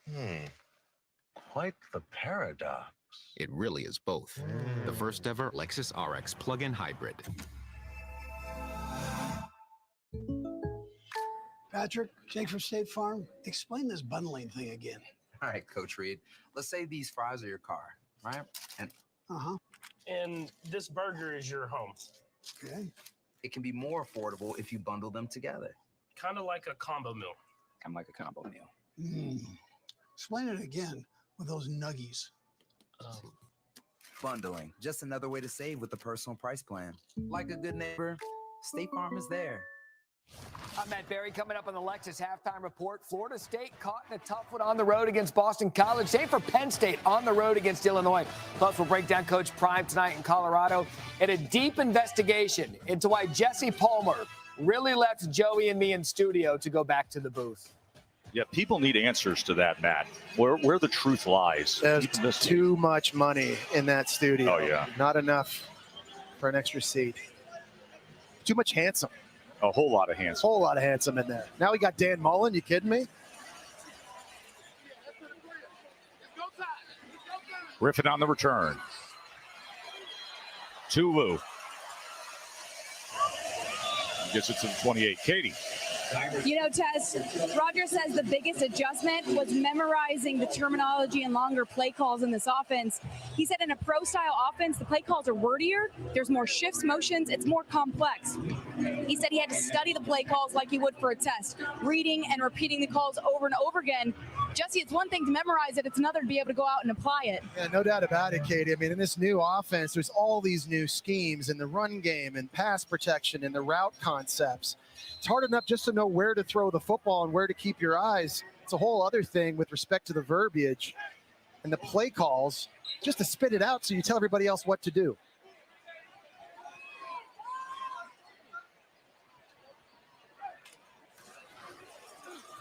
There's Marks on the ground.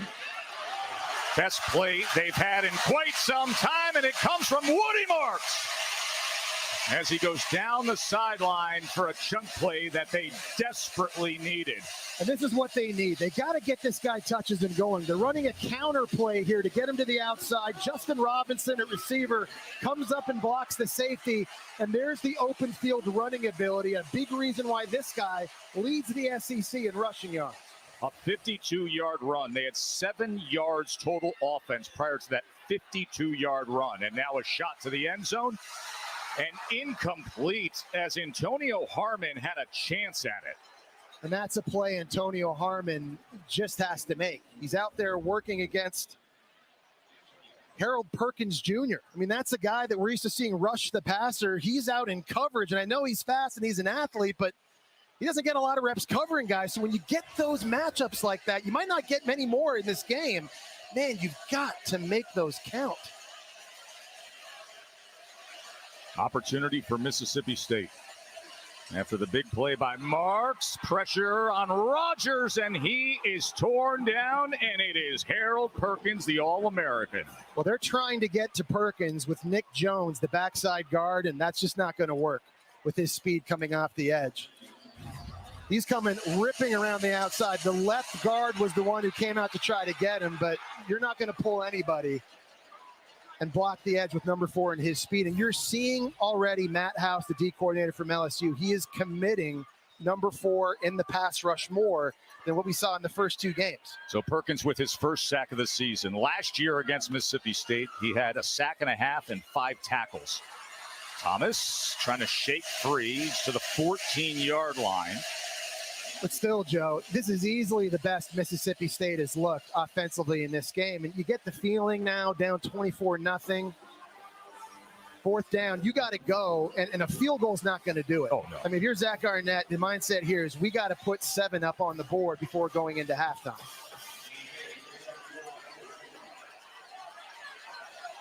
Fourth down and 4. Got Harold Perkins. There he is, out in the slot. And they bring Marks, the running back, out there, and that takes Perkins out wide, which tells you this is man coverage. Look at the versatility of Harold Perkins. You can have the best edge rusher who can do that. 4th down and 4, and a timeout is called by Will Rogers. You know, listen, we've made a lot about the start for Will Rogers, but consider everything that's happened here. Of course, the tragic, shocking loss of Coach Leach last December, and the keys to this program handed to a then 36-year-old Zach Arnett, a defensive coach. The air raid for years, so much success with Coach Leach, and he goes out to hire a new play caller. Yeah. And in Kevin Barbay goes in a completely different direction, and it comes with so many unique challenges. Yeah, there's just a lot more volume on offense. Katie earlier was talking about the verbiage and things that Will Rogers had to learn. Last year in the air raid offense, a play call example could be ace 6. That tells everybody on the field what to do. All of a sudden, you know, when I was playing for Spurrier, it sounded like Bandit Right, Blue Slide Steamers, Bopper. Just in a different accent voice. When you get to the NFL, it's Lightning 21, Explode to Bunch Right, Y, Peel 322, Y, Stick X Oscar. I mean, it changes, and it only gets worse. So there's a lot right now for Will Rogers on his plate. And we mentioned, you got to remember, as prolific as he's been throughout his career, every week is a new learning tool, and he's up against it here today. Jess, here's 4th and 4. Off the timeout, pressure comes in, gets rid of it, and gets it complete to Tulu Griffin, and he gets the first down by inches. Had to have it, and they get it. That is a phenomenal job by Rogers hanging in. He just buys himself enough time with two Tigers bearing down on him. Finds Griffin just enough for the first. Joe, that was a play they just absolutely had to have. So here we are, coming up on a minute to play in this first half. Mississippi State trying desperately to get on the board. Woody Marks put them in position with a 52-yard run. Jet motion, Tulu into the end zone. Tulu Griffin.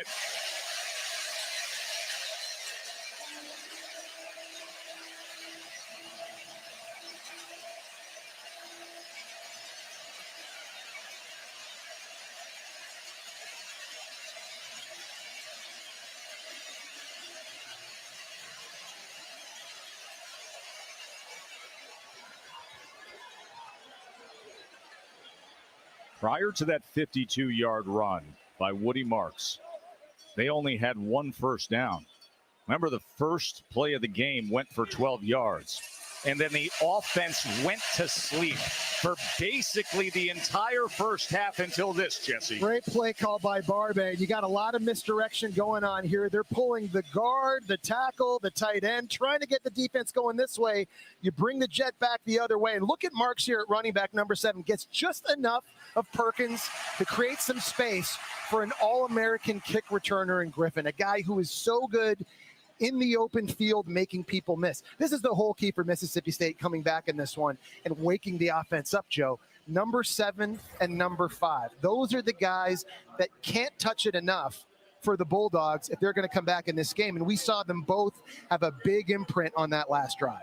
Yeah, Woody Marks, now the all-time leader in receptions and a very good running back leading the SEC in rushing. And then Tulu Griffin, just flat out one of the fastest players in the SEC.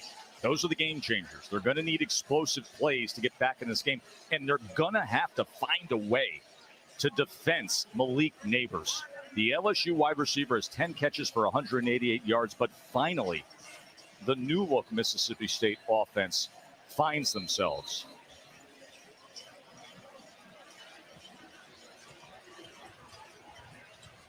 There is Neighbors. He has been the star today.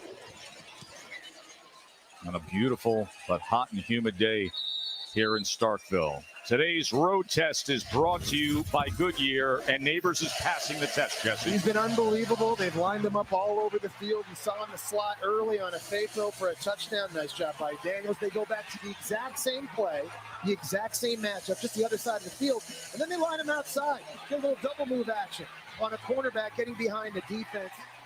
He has been unstoppable, and this is a guy that Mississippi State on this drive and moving forward in this game, they have got to get safety help.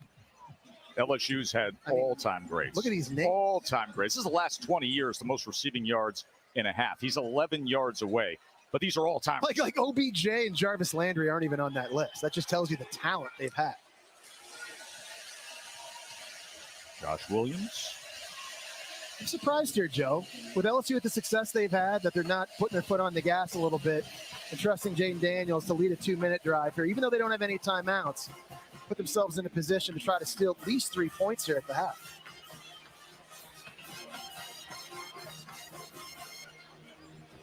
All the talk of the early kickoff, the early start, the road adversity. Brian Kelly just beat it in with the messaging all week long, and his team able to respond offensively right from the start with the 11 a.m. local kickoff time. Williams against, good run by Williams as he gives something extra as the final seconds of this first half are ticking off. Zach Arnett celebrated a birthday earlier this week, his first SEC game. Quite the challenge against this focused and fired up LSU team. An LSU squad who says we don't have a problem hitting the road to start SEC play. And our mature quarterback and that dynamic wide receiver able to do their thing. LSU with 310 total yards of offense framed against Mississippi State's 79, but 52 of it came from one single run of Woody Marks. Just a dominating first half from the Tigers as they were roaring.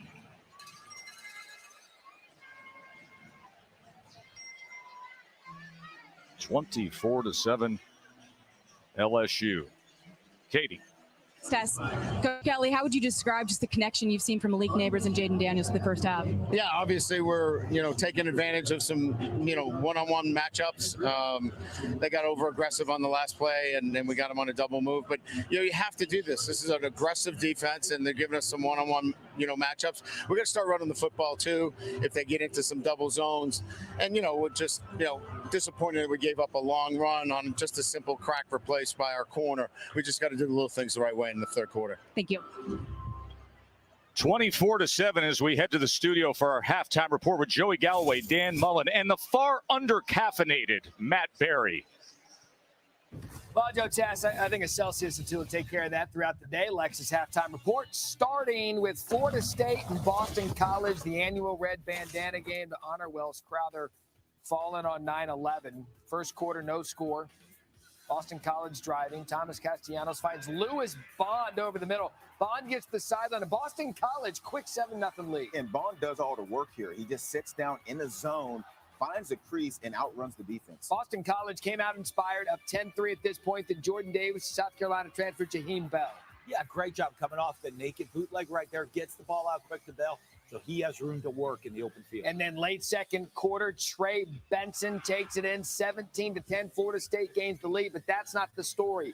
This is Jordan Travis scrambling here, takes a hard hit towards the end, kind of falls awkwardly.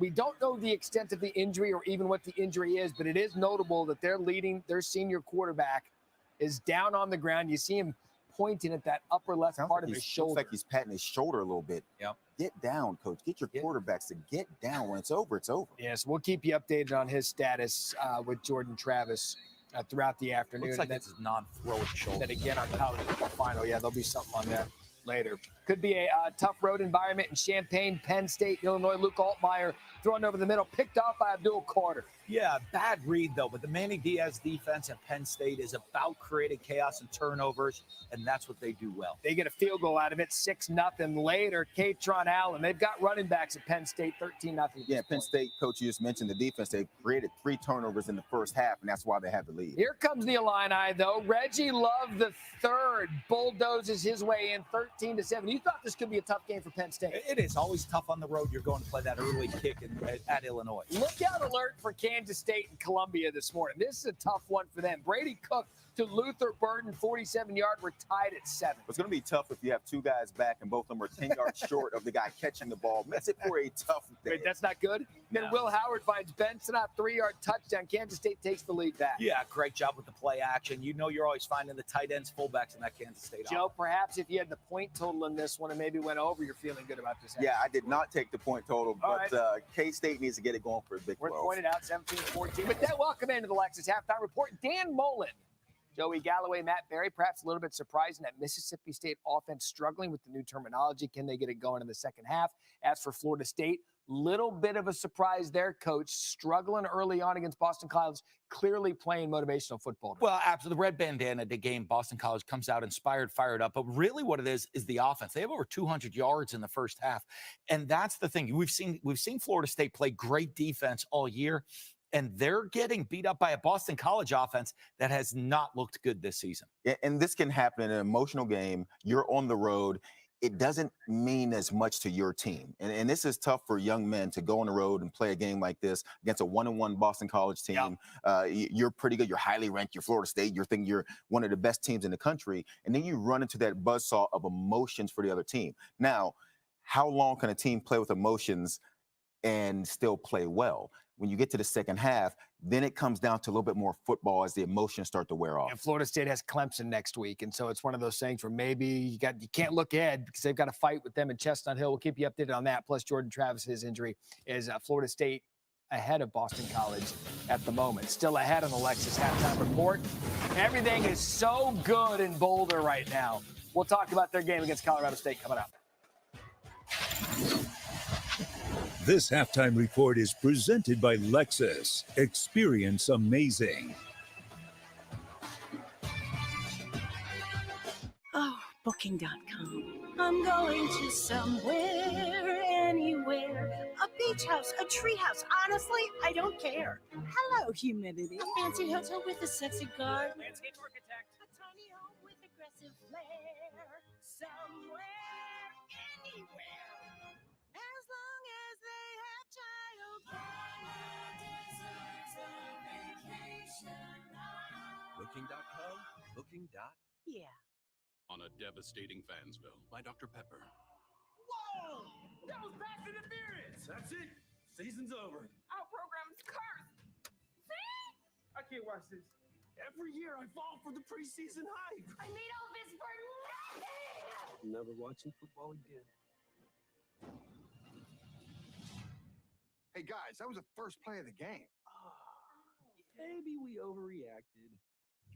Dr. Pepper, the one fans deserve. When is a football more than a football? When it puts 4 years of higher education at your fingertips, provides medical, nutrition, and mental health support, offers academic tutoring plus medical coverage even after college, helps develop your brand, and teaches you that the end zone is only the beginning. For college athletes, a football just means more. We made it. BMO has arrived. BMO? It's just BMO. We're a bank. Is that everything? That's everything. And 40,000 ATMs. Wow, you're a good packer. Febreze. Hate it when a car freshener hits you with an overwhelming blast of perfume? Febreze car vent clips work differently. Febreze gives you consistent freshness that starts just right and stays just right for 40 days. Upgrade to Febreze car. Febreze. Your bathroom needs Febreze Small Spaces, the always-on odor-fighting air freshener you set and forget. No outlets used, no batteries needed, no effort required. So your bathroom stays continuously fresh for 45 days. That's the power of Febreze Small Spaces. DealDash.com. Online auctions since 2009. This PlayStation 5 sold for only 50 cents. This iPad Pro sold for less than $34. And this Nintendo Switch sold for less than $20. Go to DealDash.com and see how much you can save. You're watching the Lexus Halftime Report.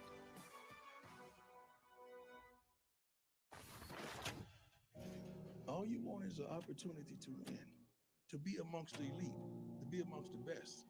And darn it, I'm going to give you that. This ain't got nothing to do with the naysayers. Can he get the players there? Keep them together. I don't remember winning. Colorado State. This is not us. When we started this journey, we told you it was going to be trying. It was going to be tough. But you were doing it. It's prime time for Florida football. We ain't got next. We got now.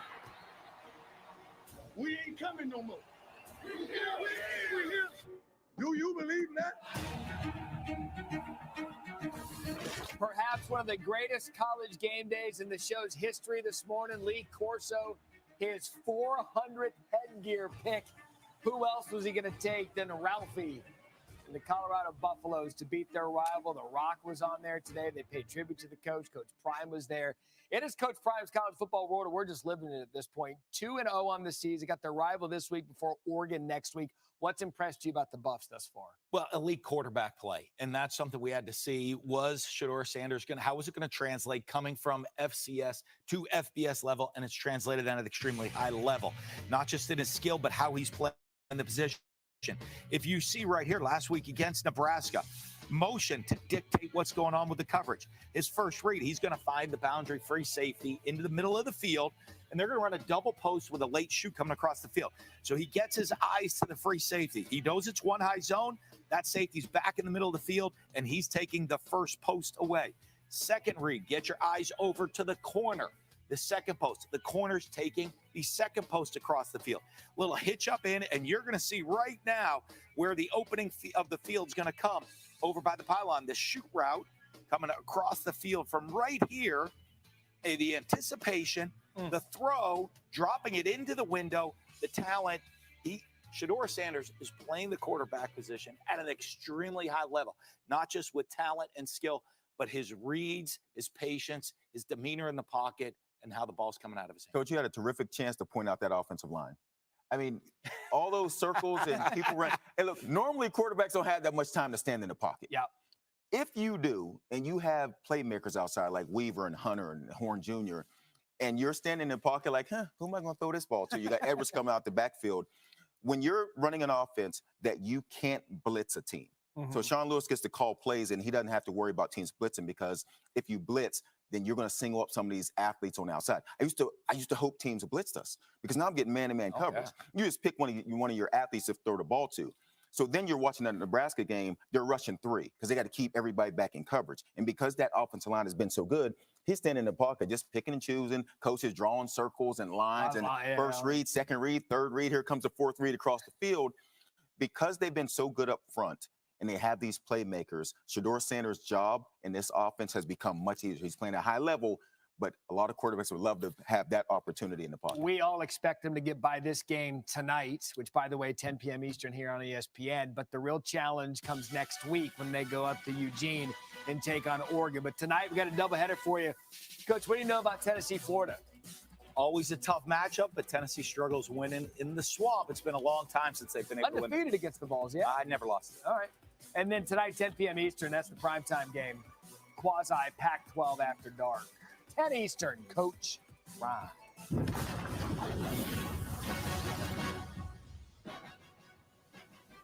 Did we just get hustled? There's no way they were 70.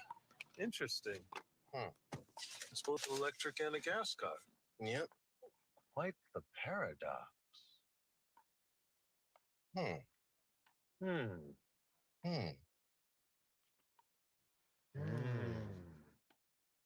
So JJ's for lunch? The first ever Lexus RX plug-in hybrid. Electric for short trips, gas for long. It really is both.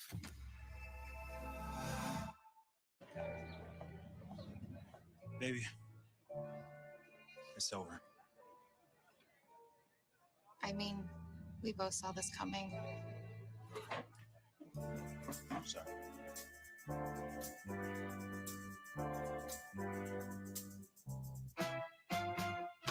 What a difference a day makes. 24 little hours. Team, it's been a grind, but I think I've aged you well. Some might say perfect. Who's ready to show 'em who's the cheesiest? I woke up feeling the cheesiest, coach. Cheez-It, official sponsor of the college football playoff. Fairlife Ultra Filtered Milk makes every moment better with 50% more protein and 50% less sugar, plus a creamy taste that makes that smoothie even smoothier. Fairlife. And Doug. What do we always say, son? Liberty Mutual customizes your car insurance. So you only pay for what you need. That's my boy. And you get out there and you make us proud, huh? Bye, Uncle Emu.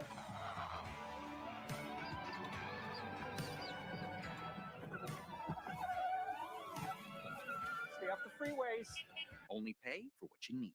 Liberty, liberty, liberty, liberty. Don't just attend college, experience it. Learn by doing, because this matters. And this. Oh, you know that matters. This does too. At Mississippi State, you can make a global impact, starting right here at home. Our close-knit community offers you the opportunity to change the world.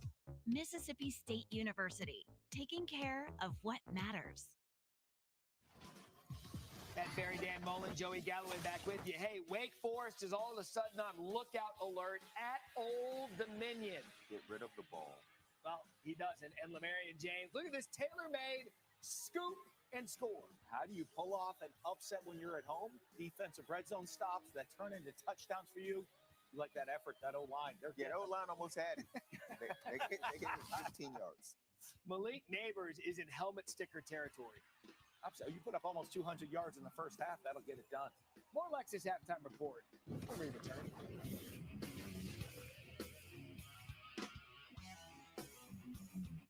Did we just get hustled? There's no way they were 70. Interesting. It's both an electric and a gas car. Yep.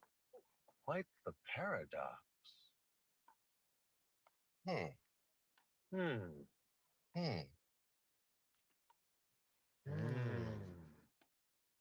So JJ's for lunch?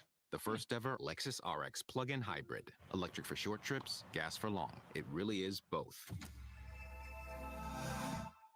Okay, again, This is a status bar. This is a search bar. Let's know the difference, okay? Social media. It can be overwhelming for a young homeowner turning into their parents. Now, what does it mean to slide into someone's DMs? That sounds like a lot of fun. Okay, we're not ready for that. As a team, we'll get there. It might be a fruit emoji, but that doesn't mean they're talking about fruit. Progressive can't save you from becoming your parents, but we can save you money when you bundle home and auto with us. Okay, do you really think we need 47 photos of fun dinner at Pam's? Yes. No. She's a champion. Travis Kelce is a champion twice. Dude, it's my new ringtone. Travis, zip it. It's your year, big guy. Let's get you ready. With 16 grams of protein per can in chunky spicy chicken noodle, soup that eats like a meal. Did you know taking Zysol at night relieves allergies while you sleep? So you wake refreshed for a more productive day. Get 24-hour continuous relief that does not fade. Be wise all, take Zysol at night. 1 in 8. That's how many people have worked at a McDonald's, who've made more famous fries and more kids' days than anyone else. Thank you. Who know no 2 orders and no 2 shifts are the same. That hours that work around your life means more time for your life. That the skills you learn here help you grow from here or keep growing here. 1 in 8 start at McDonald's. And where you start stays with you.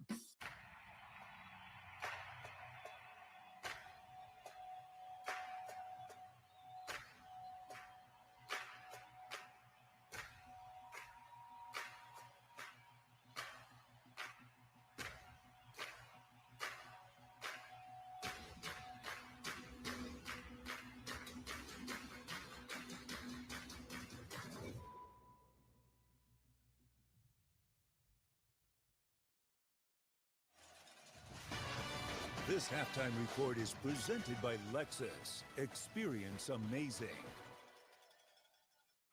Dan Mullen, how does Mississippi State get back in this thing offensively? That's going to be tough. They got to be able to run the football more than just one explosive play in the first. It's been all neighbors in LSU.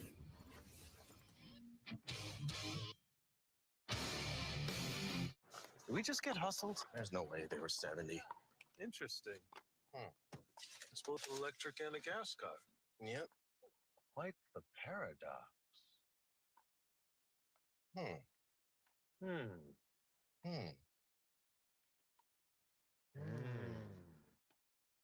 So JJ's for lunch?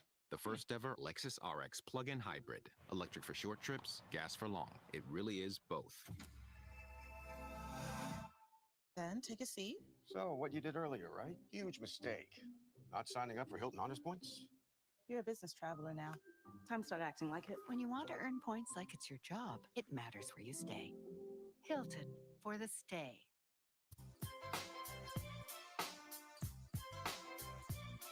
Wasn't me. You're never responsible for unauthorized purchases on your Discover card. When is a football more than a football? When it puts 4 years of higher education at your fingertips, provides medical, nutrition, and mental health support, offers academic tutoring plus medical coverage even after college, helps develop your brand, and teaches you that the end zone is only the beginning. For college athletes, a football just means more. Febreze. Your bathroom needs Febreze small spaces. The always-on odor-fighting air freshener you set and forget. No outlets used, no batteries needed, no effort required. So your bathroom stays continuously fresh for 45 days. That's the power of Febreze small spaces. Are you tired of clean clothes that just don't smell clean? What if your clothes could stay fresh for weeks? Now they can. Downy Unstoppable's in-wash scent boosters keep your laundry smelling fresh way longer than detergent alone. Pour a cap of Downy Unstoppables into your washing machine before each load. And enjoy fresher smelling laundry. If you want laundry to smell fresh for weeks, make sure you have Downy Unstoppables in-wash scent boosters. Downy and Tide are giving back with $1.5 million in scholarships. Enter to win. Building you need quickly. With our high demand and steel prices going up soon, waiting will cost you thousands. Call 1-877-98-STEEL to get the building system you need delivered this fall. That's 1-877-98-STEEL. LSU Tigers are roaring here as we welcome you back to ESPN College Football, presented by Zales. 24-7 for the number. All the talent offensively, and they will get the ball to start this second half with Jayden Daniels having gone 21 of 22 passing in that first half. Joe Tessitore and Jesse Palmer up in the booth with you. We'll hear from Katie George in just a moment. Boy, did we hear from that LSU defense, though, in shutting down the Mississippi State offense. Stayed on their first 5 drives, 5 punts. They had 16 plays for 7 yards. 7. LSU was dominating in the trenches up front. They've been the most physical on that side of the ball and controlling Mississippi State's running game. They've been getting after Will Rogers. They've held him to just 5 of 14 so far in this game. Now, they did give up a touchdown on the final drive of the half, but they'll take the field with a sense of urgency as LSU now tries to pad their lead.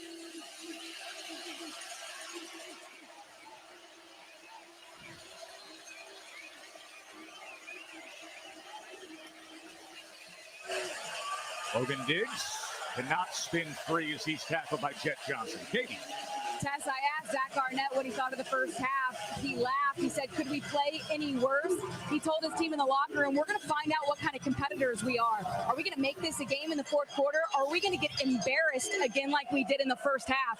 Strong words from the head coach. 2nd and 9 as getting it out to Thomas is Jayden Daniels. It'll be 3rd and short there.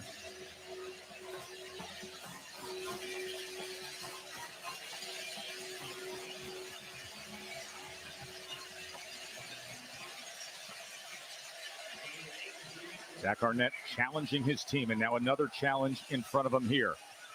3rd down and 2, and moving ahead for the first down is Logan Diggs. And it's a cat and mouse game right now because if you're Mississippi State, you got torched by Malik Neighbors in the first half. So you want to start changing up your safety alignment and start giving extra help on the perimeter.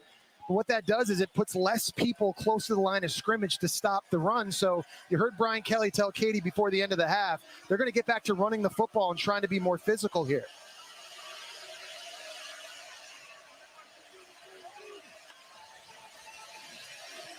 And Diggs is getting plenty of work, and Diggs is carrying a few defenders with him as he was met that time by Purvis.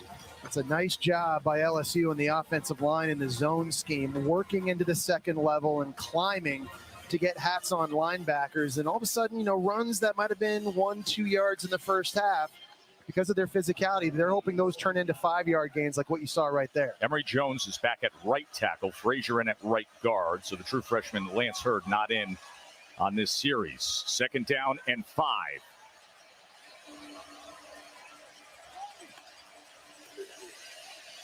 Diggs looking for something, finding only a yard as closing that gap was Russell.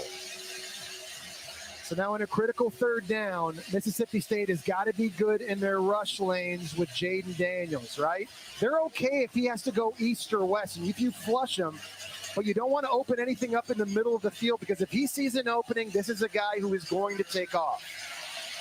So get after him, but have lane integrity. Let's see what they offer up on 3rd down and 4. Freshman tight end Mark Way in motion. Diggs in the backfield with Daniels, who's been red-hot accurate. And he is again to Brian Thomas. This is a sensational performance by Daniels, as we will check on the flag all the way in the defensive backfield.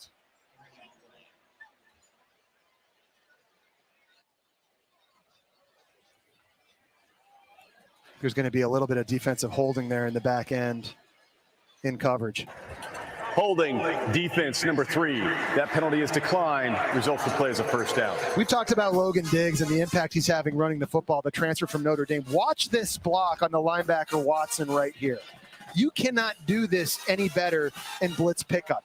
Pancakes him on the ground, and that gives Jayden Daniels an opportunity to survey the field and throw a completion. And Buke Watson is one of the best in the SEC, and this is exactly what you just mentioned, Jesse.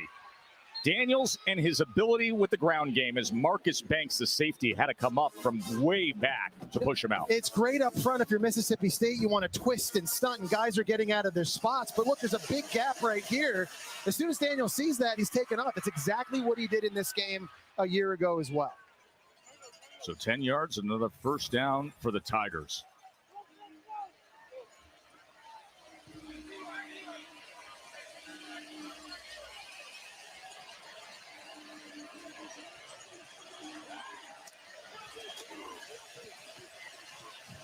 John Emery stacked up initially by Johnson, and then Watson finishes off the tackle. Well, it's interesting. I'm watching Mississippi State in coverage, and at this area of the field, they're staying in man-to-man. It seems like they've made the decision that they're going to try to force Jayden Daniels to keep throwing the football, and if Malik Neighbors can get open, then good for them. But they're committed here to stopping this run, and it's an interesting tactic to see how that impacts the game moving forward. Neighbors right now in the slot, bottom of the screen.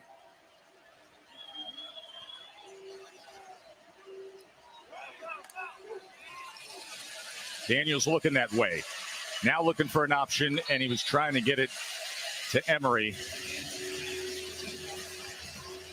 And I think that was a play there, Joe, where they actually had Neighbors open again on the fade in the slot. It's the same play that he scored 2 touchdowns on. Watch him here in the slot. Work to the fade. Oh. Man, if Jayden Daniels wants that, I think that's 6. Match up with Marcus Banks. Another safety. 3rd down and 8. Just the second incompletion moments ago for Jayden Daniels. He's 23 of 25. Man-to-man coverage again. They put a corner this time on Neighbors in the slot. 3rd down and 8. Pressure comes. They pick it up. Ball is tipped and falls harmlessly, but there may have been contact with Marcus Banks coming in defensively against Chris Hilton.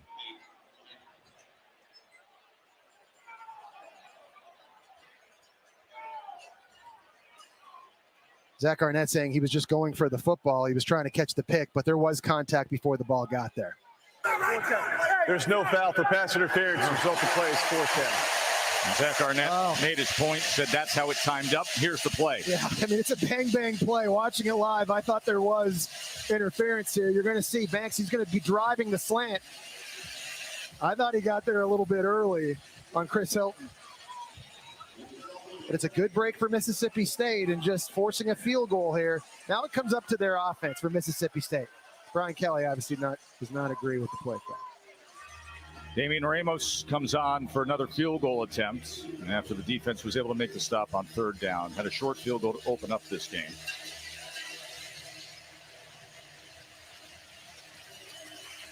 "41-yard attempt for Ramos.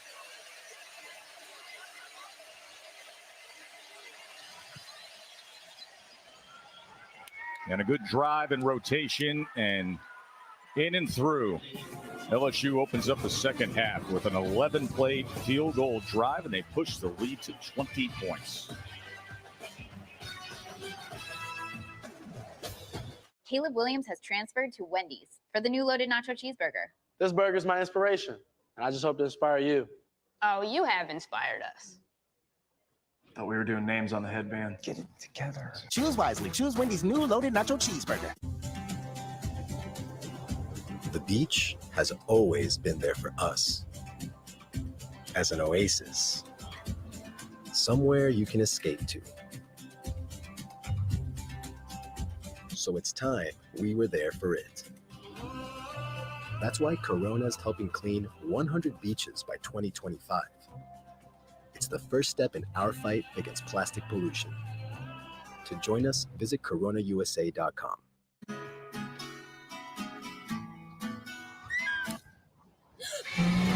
There he is. It's right there.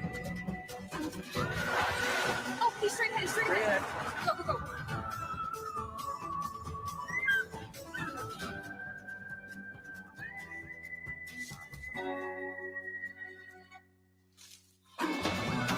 Cover more ground in the Kia Sportage Turbo Hybrid. Kia, movement that inspires.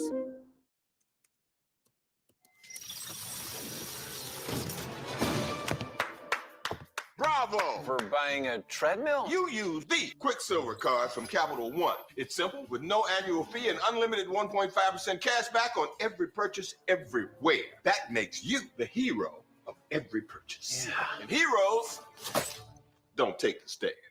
Is this a parachute? What's in your wallet? When football was introduced, Arby's and boneless wings weren't a thing. Now they are a thing. And eating $5 boneless wings with fries is the most popular sport in America. Arby's, we have the meat. Another health insurance commercial, another aqua aerobics scene. Yep, most health insurance companies see us all the same. Smiley seniors, golfing, hiking. Don't forget antiquing. That's why I chose Humana. They see me, not a stereotypical senior. I'm pre-diabetic, so I talked one-on-one with the Humana health educator who really helped me. Now I'm taking free cooking and meditation classes. Not aqua aerobics. Better care begins with listening. Humana, a more human way to healthcare. This is a story that takes place every Saturday. There's magic rocks, wild animals, techno, and rivalries that go back decades. This story has everything. Want to hear it? This season, for every field goal and extra point made by participating universities, Allstate will make a contribution to the university's General Scholarship Fund. We thank Allstate for that. Damian Ramos just added to that with the 41-yard field goal, 27-7.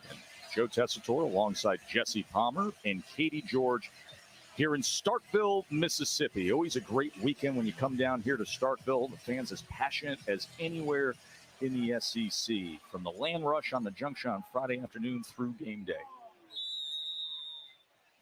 We got Monday Night Football with 2 games this week. Saints and Panthers are going to get you started on ESPN and ESPN2 at 7:15 Eastern. And then ABC and on the app will be Browns and the Steelers at 8:15. And, of course, you got the full day of college football still to come today with all the games. Tennessee and Florida tonight, your old stomping grounds down there at the Swamp, Jesse. Yeah, no, everyone's going to be kind of looking at Joe Milton and that Tennessee offense, but their defense is, I think, much improved from a year ago. That's going to be fun.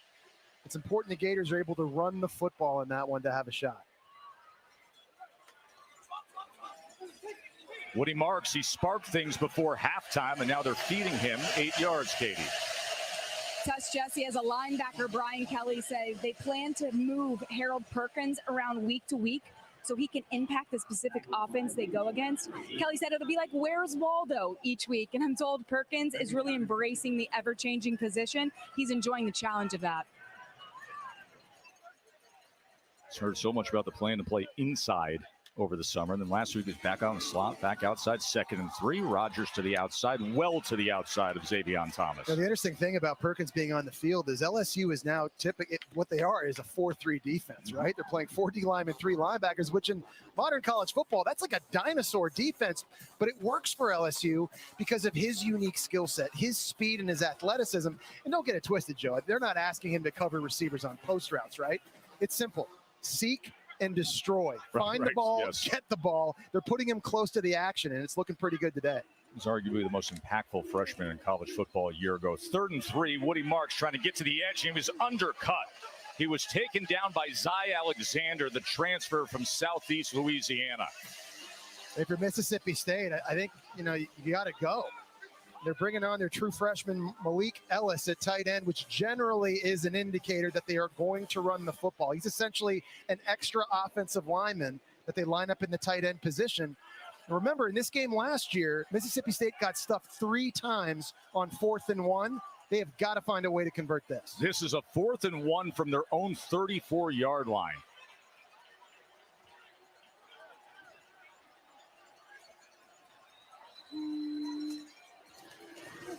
Marks, he will have it, and he will have more. So a first down for State. Really nice vision by Marks. This is a zone play that's supposed to go left, but he feels the cutback to the right side. You see right here, he's going left. Everyone's going that way. There's the kick-out block by the true freshman tight end Ellis, and they convert a massive 4th down. Got to say, Joe, this offense coming alive a little bit here these last 2 drives. Leaning on Woody Marks a little more. Play action now. Rodgers spins out. Looks downfield to the outside back shoulder as he looks to Xavier Thomas. LSU sideline is saying no, he wasn't in. but you see the official coming over and marking the ball as a reception. Well, there's the first time we've really seen Will Rogers on the same page with his wide receiver, and you just got to rep this in practice. That's a wheel route. They're trying to throw that up over top. I think that's a catch. Good position by Andre Sam. So you go back shoulder, perfect throw, perfect timing. And again, Mississippi State, they're finding that rhythm offensively. Thomas is a guy that they're back to have. They're so happy to have back at full health. He's explosive. Great in the return game, but they need him at the receiver position to offer something. They're going to take a look at this, but I think he was able to keep that back heel up, Jesse, as he secured the ball. I think so, too, and it's a good point you make, Joe, because when you watch Mississippi State these first two games, as you see this again, right, got the ball now, and I think his right foot is already down once he has possession of the football. The toe is inbounds. The left foot's going to be out, but I don't think that doesn't really matter. Is the right foot still down when he has it now? Yes. And it looks like it is. That should be a catch. But you're right, Joe. Like you watch film. Mississippi State hasn't really shown the ability for a guy to just line up and run a go route or run a post route and find explosive plays. They've had to kind of scheme those big shots through pump fakes, through double moves. And so getting Xavier Thomas back, a freshman All-American punt returner with tremendous speed, he's the guy that they hope can really take the top off of a defense and give them some big plays in the passing game. So Thomas, a 21-yard reception for now. They just want to see, did he establish firm control as he was going out of bounds? He did have that one foot down, the other one in the air, but is ruled a catch on the field. Reminder, more college football actions coming your way on ESPN Plus tonight. Oklahoma State's in action. Texas Tech is in action. And Auburn you can see as well. Coverage of all three games begins at 7 p.m. Eastern. You can go to ESPNplus.com or download the ESPN app. Alabama's going to be on ABC in the middle of the afternoon. New quarterback there. Told you Tennessee and Florida from the swamp tonight. Always a classic rivalry.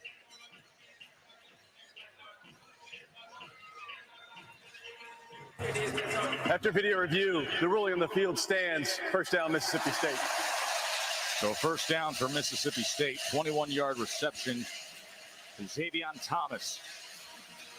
And, Joe, I think offensive coordinator Kevin Barbay, he's really kind of finding his own rhythm here, is calling plays, too, in these last two drives.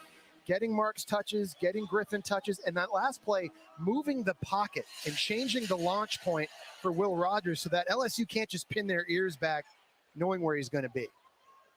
Had to convert the fourth down, just got that big 21-yard reception. Now back to business with Woody Marks as Marks is met after just a gain of 1 yard. Zy Alexander and Harold Perkins in defensively for the Tigers. Great play by Savion Jones that time. He's taking on two pulling players for Mississippi State. At 280 pounds, he's a defensive end, and it's unique because he can hold the point at the edge, right?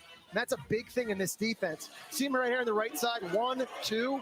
He's still able to fight that off and allow LSU defenders to get to the football.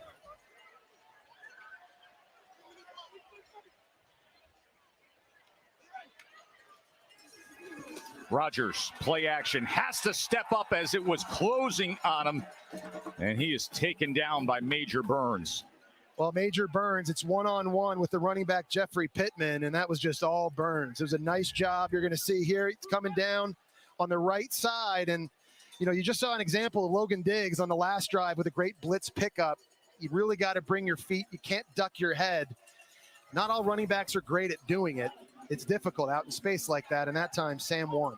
Remember, LSU is without Greg Brooks, the other starting safety. He's out, not available to play today. And Omar Spates, the outstanding linebacker transfer from Oregon State's been dealing with an injury. 3rd and 12, Rogers. As reaching out for that line to gain is Justin Robinson, the big 6'4", 220-pounder. Let's see where they mark this. Well, that was a great call because you're not necessarily throwing to get to the sticks, right? You're just trying to get some of that yardage back to make this 4th down manageable.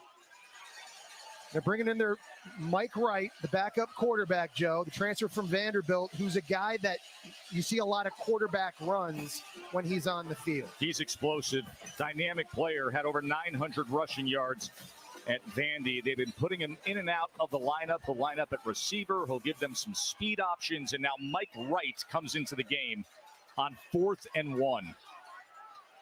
There he is, big number 14. Wiry, fast quarterback. And the whistles are going to stop action as a flag comes down.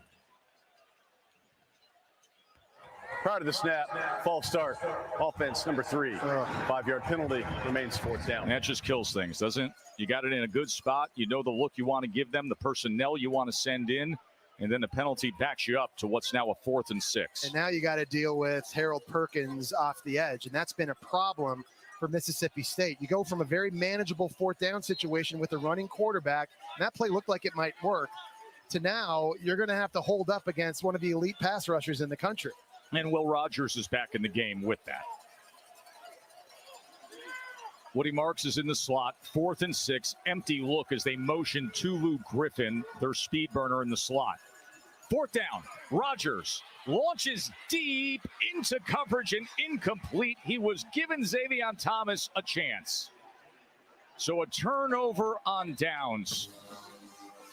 And Mississippi State trailing by 20 at home to LSU.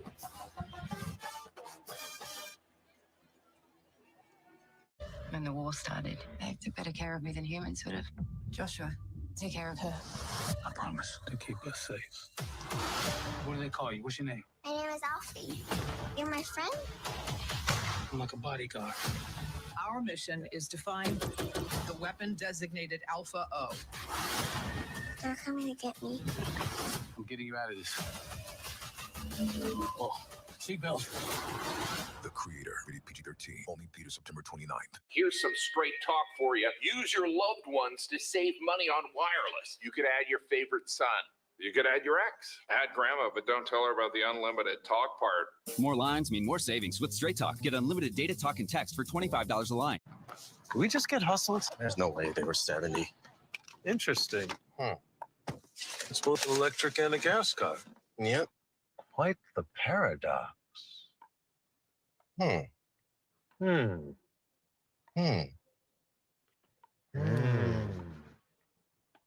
JJ's for lunch? Electric for short trips, gas for long.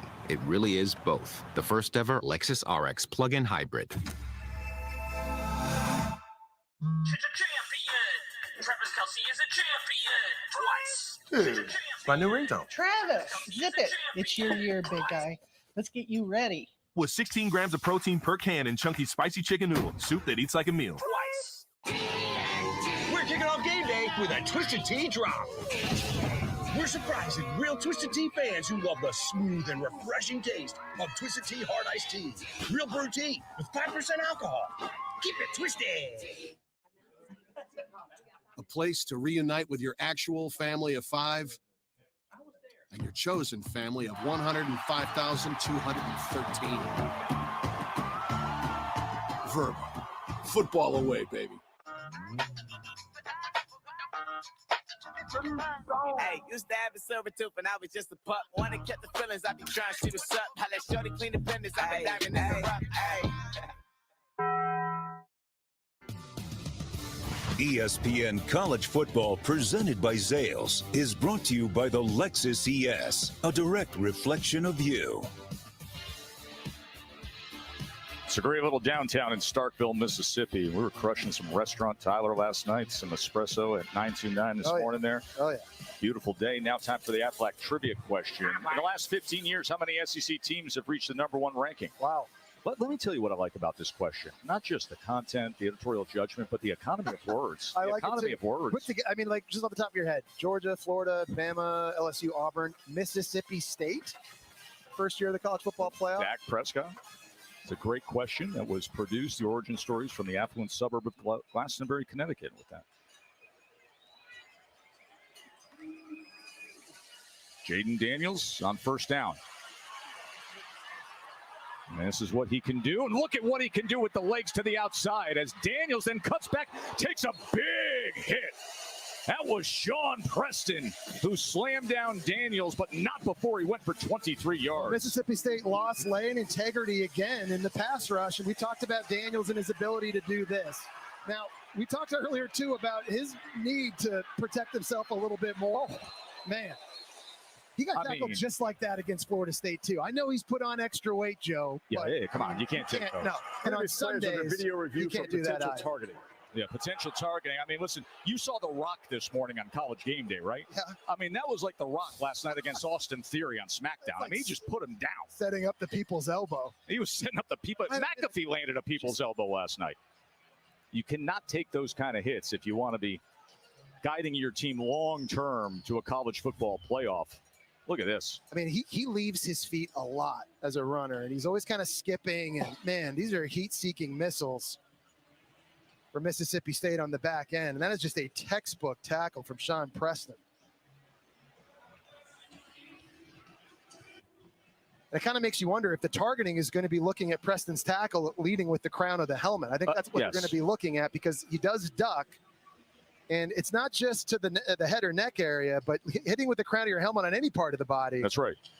And it's all part of the game's efforts to keep these players safe. You know, people misunderstand that all the time when it comes to targeting. It doesn't matter if you use the crown of the helmet to hit somebody's pinky toe. Yeah. It's about the crown of the helmet. That's it. And that's what they're looking at here. Jayden Daniels is all smiles right now as they review this. And you see the targeting rule.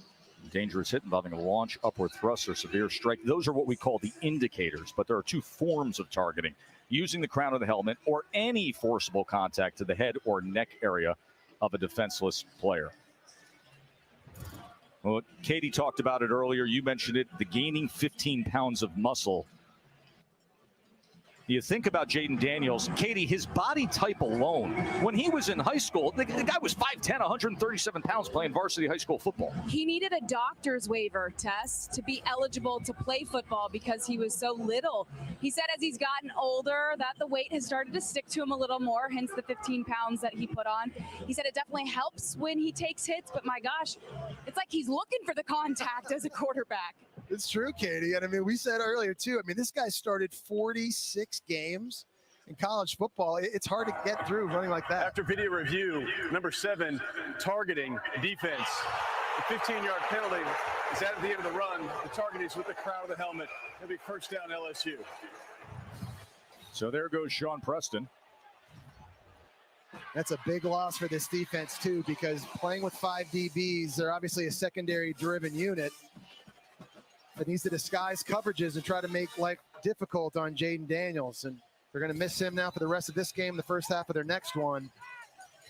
And with his speed, he is a huge part of this defense, not a guy that they can lose. Next game is out South Carolina. So a 15-yard penalty with the targeting call. Logan Diggs in the backfield with Jayden Daniels. They've been working the ground game a good bit here in this second half, both with Daniels' legs and working Diggs. And Diggs out of the backfield as he is met at the 19-yard line by Buki Watson. Old offensive coordinator Sean Payton on the Giants used to tell quarterbacks, bore me with completion. Sure. And that's basically what Jayden Daniels is doing to us up here right now. The ball is not hitting the ground, people. He's 24 of 27, and you put people to sleep when you make decisions like that. Nothing open downfield. It's touchdowns or it's checkdowns. Jess, he's close to an all-time LSU record today. He's got to stay on course, but we'll get into that in just a moment. 2nd and 4 as Daniels, another completion, but this is gobbled up at the line of scrimmage as Neighbors was taken down by Marcus Banks. But if you look at the day of Jayden Daniels, he's close to setting the record for the highest completion percentage in a game in LSU history. He's just slightly under that mark right now, but he's 25 of 28. Third down and 5. The cowbells ring, desperately seeking some hope against the Tigers.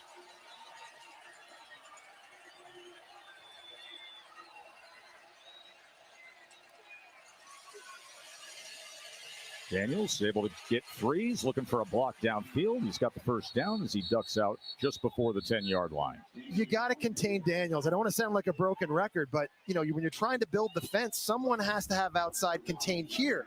Instead, he loops inside, and that just makes it so easy for Daniels to just roll around, use his speed, and get downfield. Face mask, defense number 1. The penalty is half the distance to the goal from the end of the run, and an automatic first down. It's a late flag on Marcus Banks. Remember, moments ago, the other starting safety, Sean Preston, was ejected for a targeting call. There's Preston looking on. Handed out a big hit to Jayden Daniels at the end of a long run. First and goal from the 5-yard line.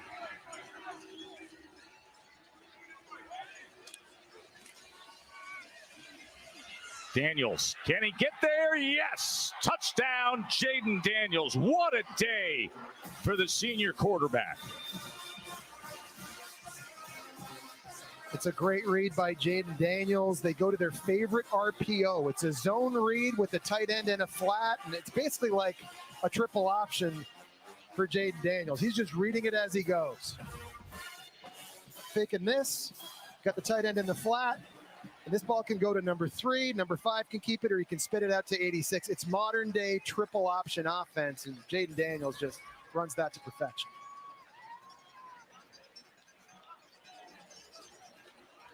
Mike likes it.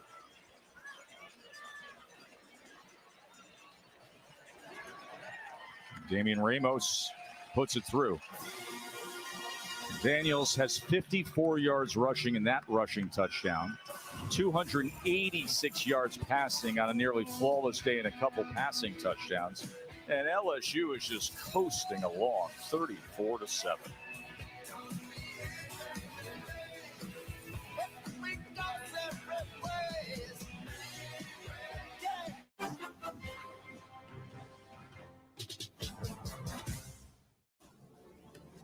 This is not the first all-electric car. That's because no BMW sees the road until it's reached the ultimate standard, our own. A standard that demands that every BMW drives and feels exactly like a BMW should. Unparalleled performance and precision handling made possible by electric engineering.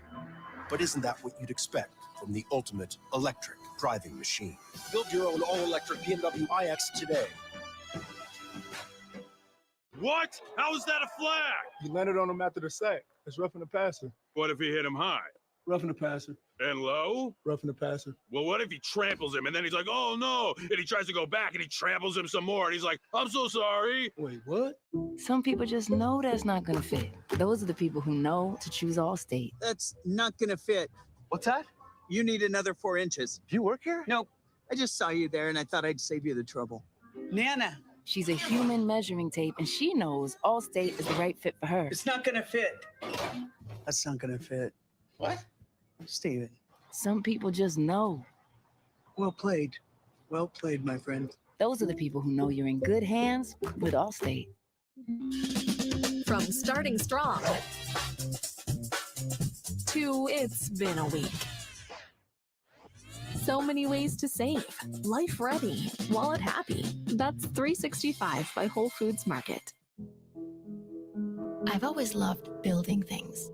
Not just structures and skyscrapers, but teams who make it all possible. After all, we wouldn't be where we are today without them. So we made sure that, like these buildings, their futures may also stand the test of time.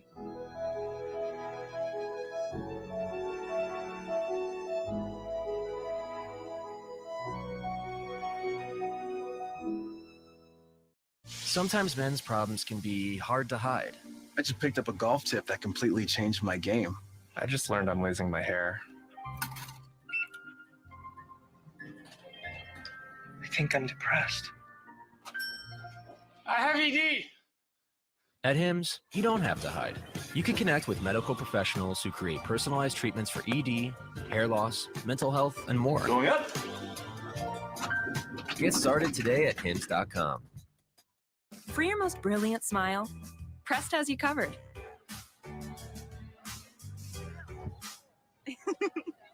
Nice smile, Brad. Nice. Thanks. Crest 3D White. 100% more stain removal. Whiter teeth in 3 days. Like $1 million bucks. The #1 teeth whitening brand in America. Crest. And try Crest 3D White Strips Professional Effects. It whitens like a $400 professional treatment. Well, earlier we asked you the Aflac trivia question. We were asking about, number of teams that have been number one from the SEC last 15 years. How many SEC teams? You were throwing out a bunch. You remember that? I was like 6. Yeah, I remember the Dak Prescott team. I was saying, okay, 7. See, this is Who's what I happens missing? when Cal. Tennessee. Question. Yeah. Well, last year, when the first That's right. CFP rankings came out last year, That's right. they were number one. Rightfully so. Tubu Griffin, they could use something from Griffin. He's one of the best in the country in the return game. Gives them a little bit of hope before he is run out at about the 37-yard line. Well, the defense for LSU really has been dominant in this one, and it's been up front in the trenches, creating problems. Savion Jones here doing a nice job getting pressure on Will Rogers. They've been able to stunt loop twist. They blitzed at times. Harold Perkins coming off the edge. That time, Wingo, 4 sacks in the game. And, Joe, if you take away Woody Marks' long run, really not a lot of yards for Mississippi State in this one. He had a 52-yard run. He only has 66 yards rushing on the day, but he had one single 52-yard run. So they only have 70 yards of offense beyond that as Seth Davis now comes in, the true freshman at running back. Rogers, that is tipped at the line, and the diving effort Greg Penn, but he couldn't come up with the interception. Big Mason Smith getting his paw up in the air, and he's a guy they need to have healthy and on the field. He missed last year after suffering an ACL tear on the first series of the season, was suspended the first game of the year, but that dude is a force. At 315 yards, he's good against the run. He can also collapse the pocket. He was the #1 rated prospect coming out of the state of Louisiana 2 years ago for a reason. He's the real deal. Mike Wright is in at quarterback now, the transfer, and they're going to go a little razzle-dazzle to Griffin as they try to reverse it, and Greg Penn says, you will not do that. Well, Kevin Barbay, the offensive coordinator, has a play sheet, get it to him plays, where no matter what, number 5 is going to touch the football, and you just got to do what you got to do to put it in his hands. It's a better job by LSU's defense, though, of playing with really good eye discipline, beating blocks, and an awesome job by the middle linebacker, Penn, making a play. Remember, Omar Spates, who was all Pac-12 and then transferred to LSU, out injured today. So Greg Penn getting quality time and doing his job. Here's a 3rd and 9 with Rogers back in.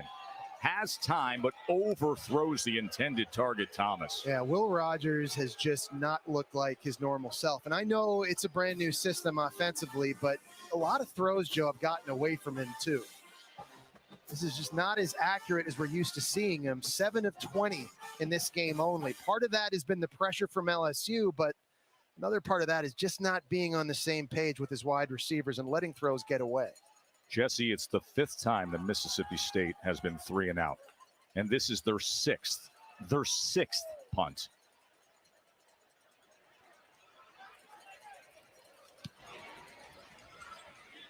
Crimmins drives back Clayton all the way to the 9-yard line. Clayton on the return, and he's able to keep his balance somehow as he works his way to the 24.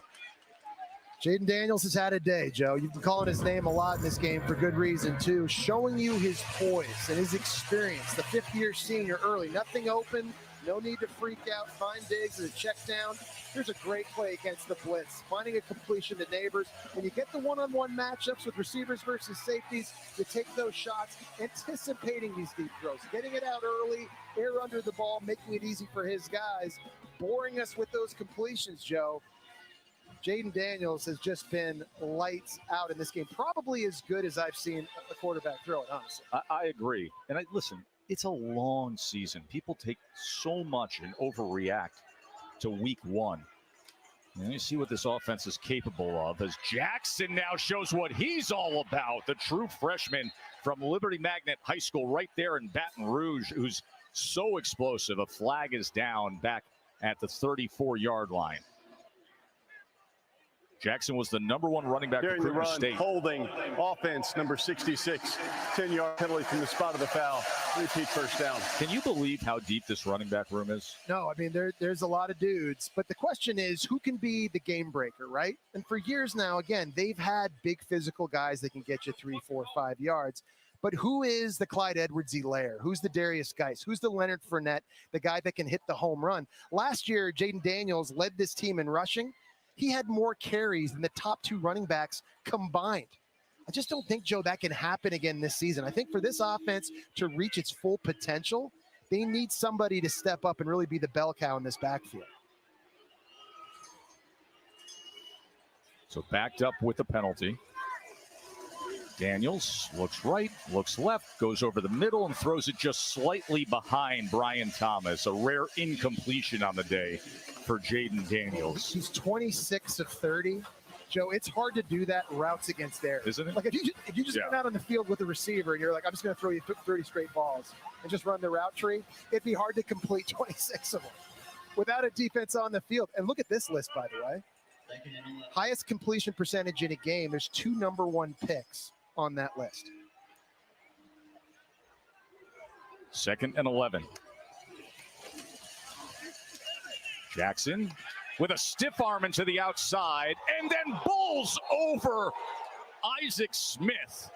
There's a lot to like about Caleb Jackson. 6 feet tall, 225 pounds. He has humongous legs. I'm not going to go Saquon Barkley, but they're very big. This is a tough guy to bring down.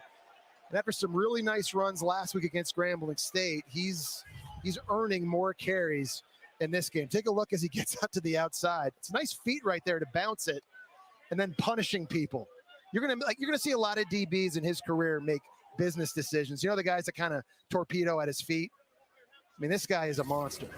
We had a good conversation with Mike Denbrock, the offensive coordinator for LSU the other day. He said he's an absolute bull. He just runs with such powerful pad leverage, but he can take any play the distance. He can break any play, and that's Caleb Jackson, who you sit there and you go through that depth chart, and listen, you got Noah Cain, you got Logan Diggs who's been getting the ball a lot, you got Josh Williams, and Emery's back, and now you got this sensational true freshman. How important that is over the course of a season to be able to keep running backs fresh, right, in a game, and just kind of rotate through these guys, wear defenses down.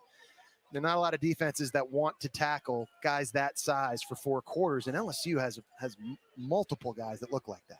It's Trevion Williams, the defensive lineman for Mississippi State, who has been down on the turf with the medical staff looking at his leg at the end of that play. So we hope the best for Williams, who's a local Mississippi product, big defensive lineman, as it appears they're going to help him up. Always a better sign when a player can walk off.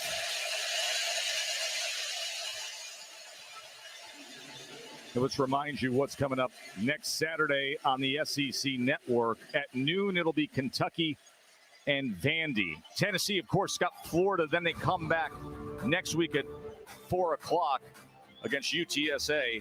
Charlotte and Florida will be at 7 o'clock. And this Mississippi State team will be up against South Carolina in prime time. SEC Saturday night next week at 7:30 p.m. Always a great day from start to finish on the SEC Network, including watching SEC Final to wrap up the day with the guys. First down, Daniels. He pumps, he runs, and this time smart to slide as Jet Johnson was coming straight at him. Joe, his decision-making just helps this offense stay on schedule. You see him kind of limping a little bit here as he gets up, but just not forcing the football into places it shouldn't go. You know, 3 to 4 years, Jayden Daniels has been a starting quarterback. He's thrown 3 or less interceptions on the season. He just doesn't do things to put his offense in a bad position. Last year, he ran the ball so well, balanced attack with the passing game. Of course, had the 2-point conversion game-winning pass against Alabama, broke out against Florida. That performance against Florida was the game where we said, oh, this is different now. Had 6 total touchdowns down there. Well, I think a lot of people in the locker room, too, started looking at him as, okay, this is a dude. This is a guy that we can kind of rally behind.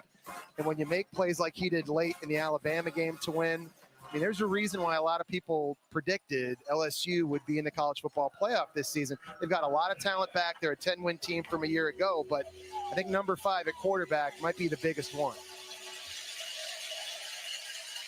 Final seconds here of the third quarter with LSU in complete control.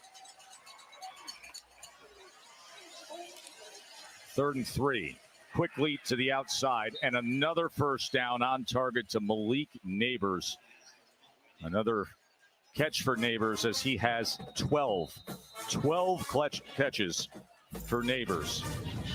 14th ranked LSU, looking exactly the part of what everybody thought they would be going into the season. 34-7 on the road in Starkville.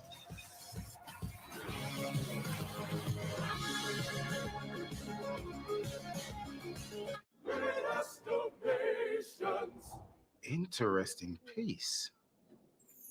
Let me bring in my expert. So many scratches. Those are from my car keys. Such a rich history. This won't do well at auction, but at AT&T, it's worth a brand new Samsung Galaxy Z Flip 5. Wait, really? What is this? AT&T's deal is back. Wow. Everyone gets a free new Samsung Galaxy Z Flip 5 with a Galaxy phone trade-in. Any year, any condition. My name is Jorge Gaviria, and this is my business, Hacienda. We bring heirloom corn products from Mexico to every kitchen. I chose my Spark Cash Plus card from Capital One because I earn unlimited 2% cash back on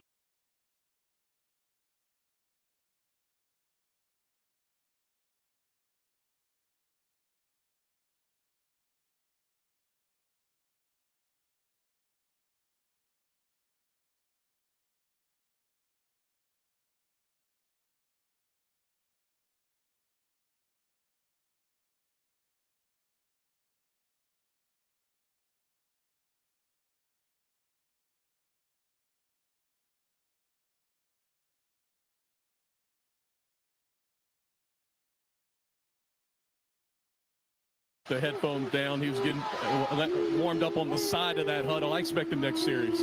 Jayden Daniels on 1st and 10. Sprint out to the right. Throws it underneath. Jackson's got it, and he'll get to the 45-yard line. Gain of maybe 5.5. There's all the motion going to that right side. Jackson takes the pitch from Daniels. So again, now he's completed 28 passes today. 28 of 32. Johnson after a 7-yard gain. So they'll give actually Jackson 7 yards. It'll be 2nd down 3 at the 44. Trip receivers to the left. Daniels from the far side hash. High snap, but fielded. Give to Jackson. Puts his head down straight ahead and will be met by a Bulldog who loses his lid. First man on the scene that time was Jordan Davis, but he lost his helmet, so he'll check out for a play. Sets up 3rd down and about 2 after the run for Jackson. Noah Kane will check back in from the sideline of LSU in at running back. Kyron Lacey going to line up wide to the right. Trip receivers to the left side, including the tight end, Mac Markway.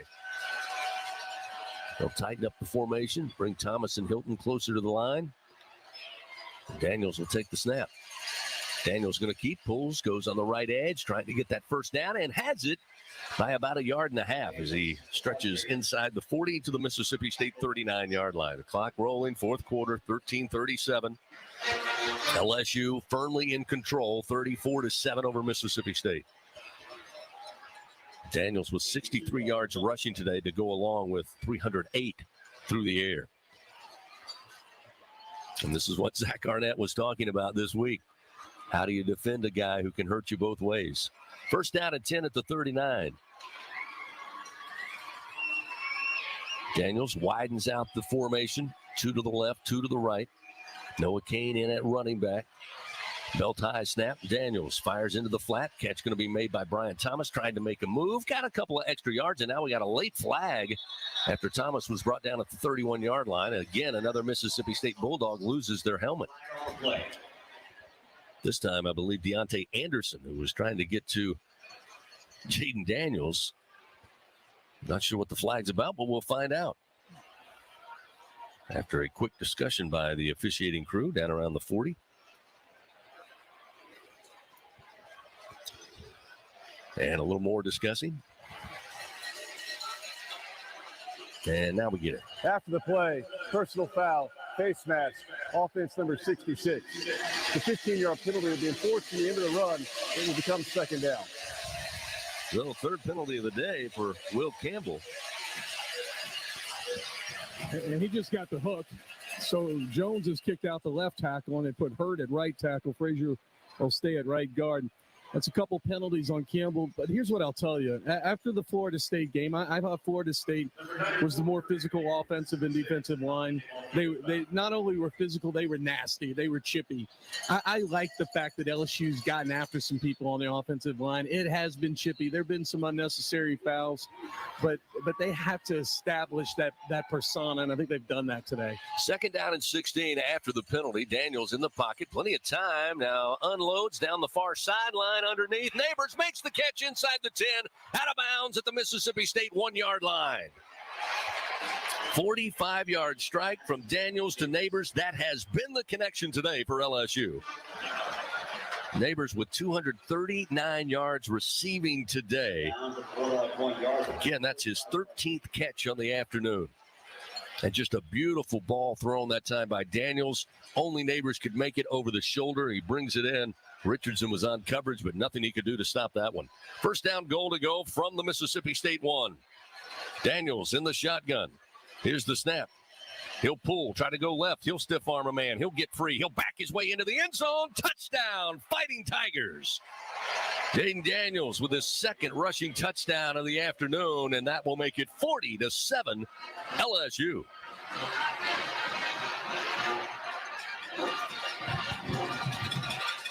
I love the play, Chris, but I'm going to say it. It's 34-7. He takes a lot of hits. This is a long football season, and thankfully he's not injured. But he takes a bunch of hits, and it's very, very difficult to defend the run when Jayden Daniels is moving like that. I just wish he'd get down. He takes some hits. Indeed. He stiff-armed one man, and then when he got to the end zone, he took a pretty good shot in the back as the point after attempt is up, but a flag came out before the snap from the near side official. So we'll see if the LSU looks like they'll go ahead and take the point. So it must be going against the Bulldogs. And Ramos connects to make it 41-7 LSU. So we got a timeout on the field. LSU, another successful 12-play drive, 75 yards, 5 minutes and 8 seconds off the clock, and Jayden Daniels, his 2nd rushing touchdown of the day. Tigers stretching their legs here. 41-7, they lead over Mississippi State. Timeout. We'll be back after this on the Aetna LSU Sports Radio Network. Unrivaled content, unprecedented access. LSU Gold, powered by Bayou Traditions, is the only place for exclusive behind-the-scenes content featuring your favorite LSU teams. It's all access to the Tigers all year long, from pregame warm-ups to postgame celebrations and every moment in between. You can watch LSU Gold anywhere, anytime, and on your favorite device. Go to lsu.gold today to sign up for your free 7-day trial so you can be there for each step of LSU's championship journeys. That's lsu.gold. When are 3 letters more than 3 letters? When they represent 14 storied universities, generations of tradition and unbridled passion. Stadiums and arenas swelled with diehard fans. More than 260 national titles, thousands of All-Americans, and hundreds of Olympians. And the one conference where every catch, shot, swing, and stride just means more.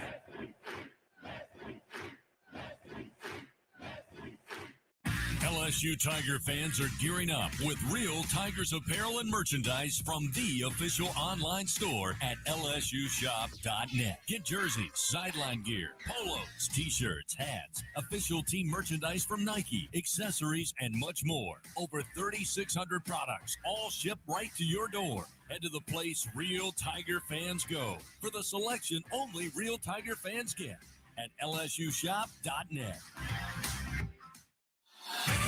Back to 4th quarter action of LSU Fighting Tiger football. Presented by J&J Exterminating on the Aetna LSU Sports Radio Network. 41-7 LSU enjoying the lead here on the road to open SEC play. 12 minutes, 11 seconds remaining in this contest that really from an offensive standpoint has been the Jayden Daniels, Malik Neighbors show. Daniels, 361 passing yards, again on a very high completion rate, 30 of 34 today for the Tiger quarterback. That 361 passing yards, third most in his career, most as an LSU Tiger for Daniels. Malik Neighbors, 239 yards receiving. That's the fourth most in LSU history in a single game. And again, without question, his career high. Again, Neighbors, 13 catches, 239 yards, 2 touchdowns, and was a yard shy on that last one from getting his third touchdown. Eventually, it set up a 1-yard run by Daniels for the score. But more importantly, those offensive numbers are impressive. But Doug Morrow, the thing that I keep my eye on right now is that we've got 12-11 to go in this ball game. Mississippi State has 123 total yards of offense today. So tip of the cap to the LSU defense as well.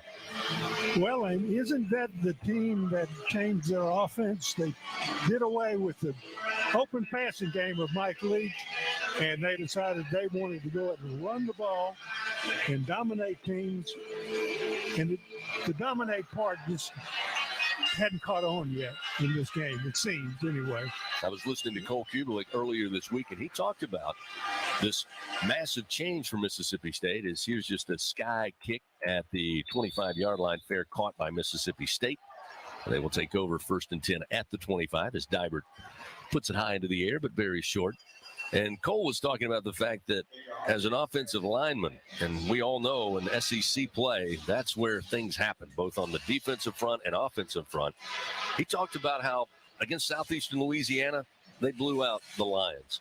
They had a battle with Arizona here last week that had to go to overtime. He said when you have that major overhaul, he was a little worried at how long it would really take that full transition for everybody to not be blocking in a passing scheme, but blocking in a running scheme. And LSU defense today has taken advantage of that newness, if you will. Rogers on 1st down comes out firing, flips it over to Griffin near side, but he may have lost half a yard, maybe a yard, as LSU again has been pursuing the football very well today. I got to believe Matt House and, of course, Coach Brian Kelly, Doug, going to be pleased with the way LSU is finding the football, getting there, and more importantly, the most important part, getting them on the ground.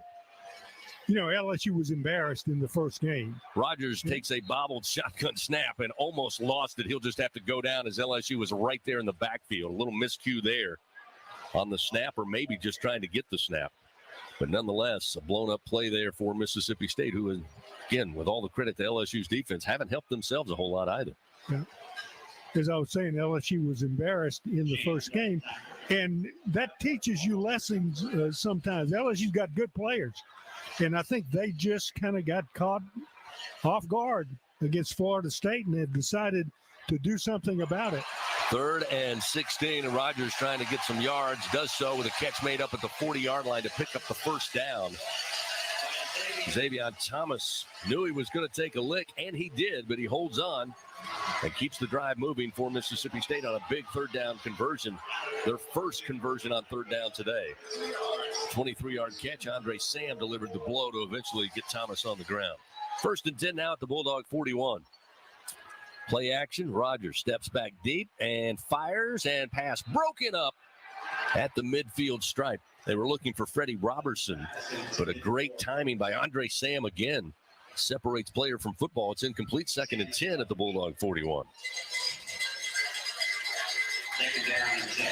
You know, that previous play, I think Andre Sam was the person that made the contact.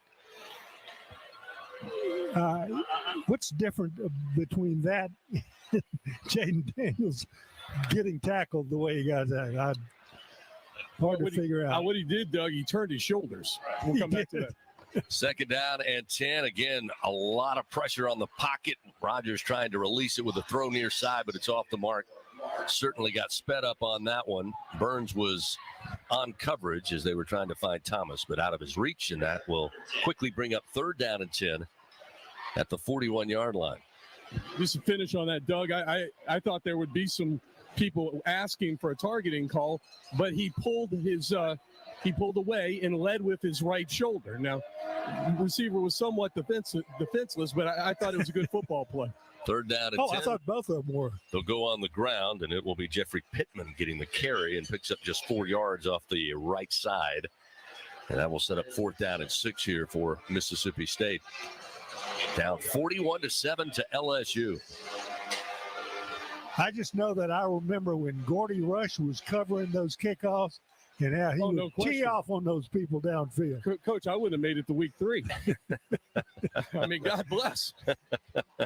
Keelan Crimmins back out once again to punt it away for the Bulldogs.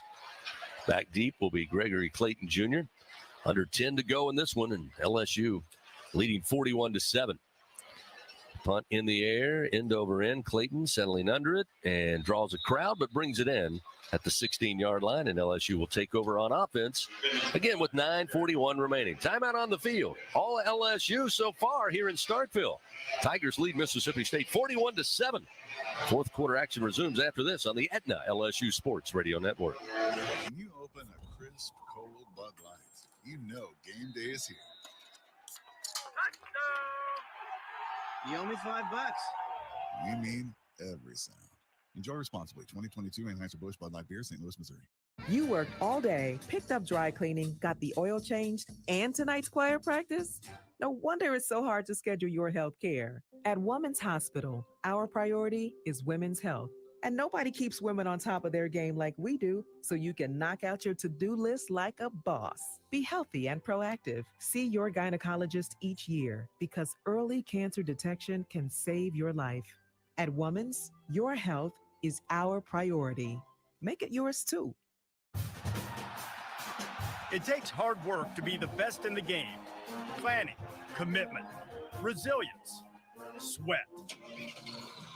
That's why Old Dominion Freight Line, the #1 national LTL carrier for quality, works hard to be the best in the game and is proud to support those striving to be the best in theirs.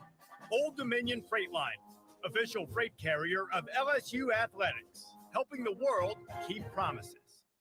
This is Richard Zuslaw, CEO of Acadian Ambulance Service. On behalf of all the Acadian employee owners, please be careful while driving. Always use your seatbelt and never text and drive. Fourth quarter action continues. Presented by J&J Exterminating on the Aetna LSU Sports Radio Network. Back with you here in Starkville, Mississippi. While we have a moment, let's pause 10 seconds. Station identification. This is the Aetna LSU Sports Radio Network. Hear the Tigers roar worldwide. The LSU Sports Radio Network and the LSU Sports mobile app. 41-7. LSU leading Mississippi State on this Saturday afternoon, along with former Tigers Doug Morrow and Gordy Rush. Chris Blair, happy to tell you the story's been great for LSU. Played well offensively. No question with 41 points, and Jayden Daniels highly efficient running the offense.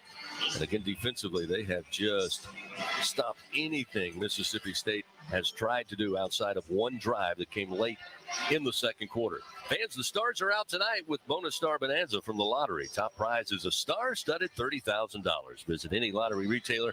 Ask for Bonus Star Bonanza today for your chance to win up to $30,000. It must be at least 21 to purchase. Here at Davis-Wade Stadium, they've got a live look-in on the SEC network showing Missouri and Kansas State, and about under 6 to go in that fourth quarter. Kansas State now may, unless there's a penalty, may have just taken the lead. It was 27-24, but it looks like Kansas State may have just taken the lead, but that's got to be where most of these Mississippi State fans are, maybe out in the parking lot watching Mizzou and Kansas State. They didn't see much today from their Bulldogs. Garrett Nussmeier, as we expected, takes over on this offensive drive. Tigers first down and 10 at their own 15. Snap back to Garrett.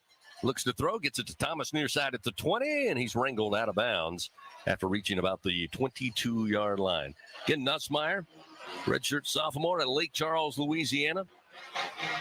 Saw him make his debut this season last week against Grambling. Had a rushing touchdown from a yard out on a quarterback sneak at the goal line. That hitter to Thomas picks up 6 yards, second down and 4 at the 21. Caleb Jackson, freshman running back in there. As Nussmeier takes the snap, looking, heaves it towards the far sideline, and that one's off the mark. He was looking for Chris Hilton Jr., but throws it into the LSU bench. Again, it is basically purple and gold remaining at the stadium.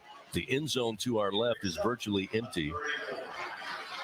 A lot of empty seats here on the home side, and again, the biggest crowd on the far side are cheering for the Tigers. Third down and 4th to 21. Kane in at running back. He's back there to pass block. The throw from Nussmeier is incomplete. It was in the hands of Kamorian Pimpton, but a good play defensively jostled the ball loose, and that will set up 4th and 4, and LSU will punt it away just the second time today. They have utilized the skills of Jay Grambling. Again next week, LSU back at home. SEC matchup with Arkansas, the Battle of the Boots, 6 o'clock kickoff. Mississippi State starts their gauntlet in conference play. They will travel to Columbia to take on South Carolina. Of course, 2 early games featuring SEC teams today. Our contest here in Starkville, as I mentioned, Missouri and Kansas State. Eventually that touchdown brought back. They had to go for a field goal. It's now tied 27-all between Mizzou and K-State. Here's the punt from Bramlett. Takes a Mississippi State bounce at the 41 and will head directly out of bounds. And that's where Mississippi State will take over. Coming up in just a bit, more teams across the conference get underway. We'll tell you about that. But first, a timeout on the field. 41-7, LSU winning over Mississippi State. Back after this on the Aetna LSU Sports Radio Network. Hey, Tiger fans, Three Olives Vodka would like to remind you that from pregame to postgame, no tailgate is complete without the smooth, premium taste of Three Olives Vodka. Perfect as a shot or in your favorite cocktail. Three Olives Vodka is a low-calorie, gluten-free, and contains 0 sugar. Whether enjoying Three Olives Original Vodka or one of its 12 all-natural flavors, Three Olives is sure to bring you all the spirit you need. This season, Three Olives Vodka is proud to be an official partner of LSU Athletics. Go Tigers! Proximo, Jersey City, New Jersey. Hey, diehard LSU fans, I'm happy to tell you that Bathfitter is now a very proud partner of LSU Athletics. Bathfitter's got you covered from beautiful and durable new tubs to safe and stylish showers. Bathfitter has brought winning experience to bathroom remodeling for nearly 40 years. Their dedication to excellence matches the Tigers' commitment on the field. When it comes to the highest quality baths and supporting LSU Athletics, they just fit. Visit bathfitter.com to get in the game. And go Tigers! We have some breaking news that you Tiger football fans are going to want to hear. It's official. SeatGeek is now the official ticket marketplace of LSU Athletics. That's right. The deal is finalized, and SeatGeek is the newest member of the LSU family. If you haven't heard the name yet, get used to it because you'll be hearing it a lot more this football season. Whether you're buying or selling tickets to football games or to any other live event in Baton Rouge, SeatGeek is the place to do it. SeatGeek, the new official ticket marketplace of LSU Athletics. So Tiger fans can fan. Fourth quarter action of LSU Fighting Tiger football, presented by J&J Exterminating, continues on the Aetna LSU Sports Radio Network. Well, things heated up as we turn to the afternoon here in Starkville, but fans, whenever it's heating up and you're ready to cool it down, count on Slow Melt Ice, colder, cleaner, and longer lasting. Since 1997, Slow Melt Ice has been a leader in providing packaged ice and bulk ice for commercial, industrial, and retail businesses in South Louisiana. For more info, check them out at slowmeltice.com. That's SLOMELTICE.com. 41-7, LSU leading over Mississippi State. 8:45 still remaining here in the fourth quarter. As we mentioned, 2 early games today. LSU, Mississippi State, Missouri, and Kansas State. Under 5 to go in Como, and it's tied 27-27. Later, coming up, South Carolina gets between the hedges, takes on number 1 Georgia. Coming up at 2:30 Central. Also, Alabama on the road taking on South Florida at 2:30 this afternoon. Texas A&M will host UL Monroe at 3 o'clock. Tennessee and Florida later tonight. Auburn and Samford at Jordan-Hare at 6 p.m. Vanderbilt will take on UNLV at Allegiant Stadium in Las Vegas. Georgia Tech, Ole Miss, BYU, Arkansas, and Akron and Kentucky all on the slate. First down and 10 at the 42. The Bulldogs will go on the ground, and here's Marks stumbling his way to the near sideline and then turning it upfield and getting into LSU territory before being knocked out at about the 47-yard line. A 9-yard gain for Marks, who's had a tough go of things today. He's been one of the few, if not only, bright spots for this Bulldog offense. 2nd and 1 now at the LSU 49 is where they place the football. Mike Wright in at quarterback. He'll hand it off, and once again, this is Griffin, and when he gets loose, he's dangerous. Needles his way to the far sideline, steps out of bounds at the LSU 35. 14-yard gain, picks up the first down. Mississippi State, again, 152 yards total offense. Now make it 166 after that run. But they have been held in check today by LSU. Will Rogers back in at quarterback after a quick snap there to Mike Wright. So Rogers on first down, play action, looks downfield, throws far side, and Griffin can't hold on. It was in his hands. He had got separation. Throw was there, and he just couldn't hold on. It's incomplete. That's a shame with all the poorly thrown passes that quarterback has made today. That one was perfect. Rogers, an incredible 9 for 25 passing today. Again, as I mentioned earlier, his career here at Mississippi State, right around 71%. Nowhere close to that today at about 36%. 2nd down and 10 at the 35. Swing pass. They'll get it out to the running back Pittman. Nope, that's Seth Davis who checked in. And Davis will scramble down the far sideline, eventually out of bounds. Picks up 13 yards. Another first down for Mississippi State here. Down 41-7 to LSU. Again, some substitutions on defense, as we saw on offense as well. Both Weeks brothers out there now at linebacker. Of course, LSU a little light in the linebacker department coming into the game. Rogers again looking to throw and overthrown and incomplete down around the 5-yard line. Again, looking for Seth Davis. But that one nowhere close. Incomplete. It'll be 2nd down and 10 at the LSU 22.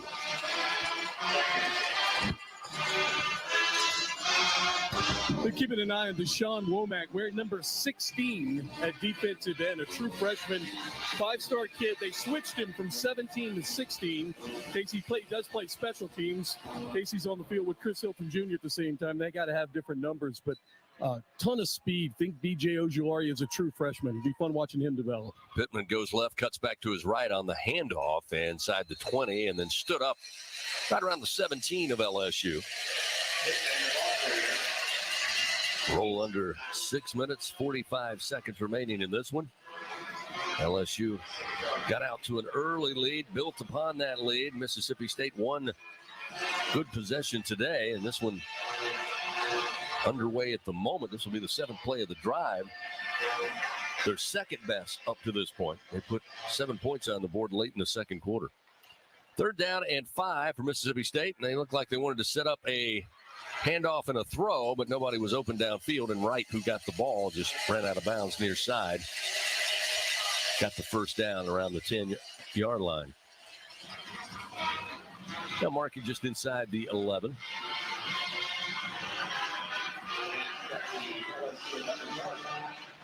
So the gadget play not there.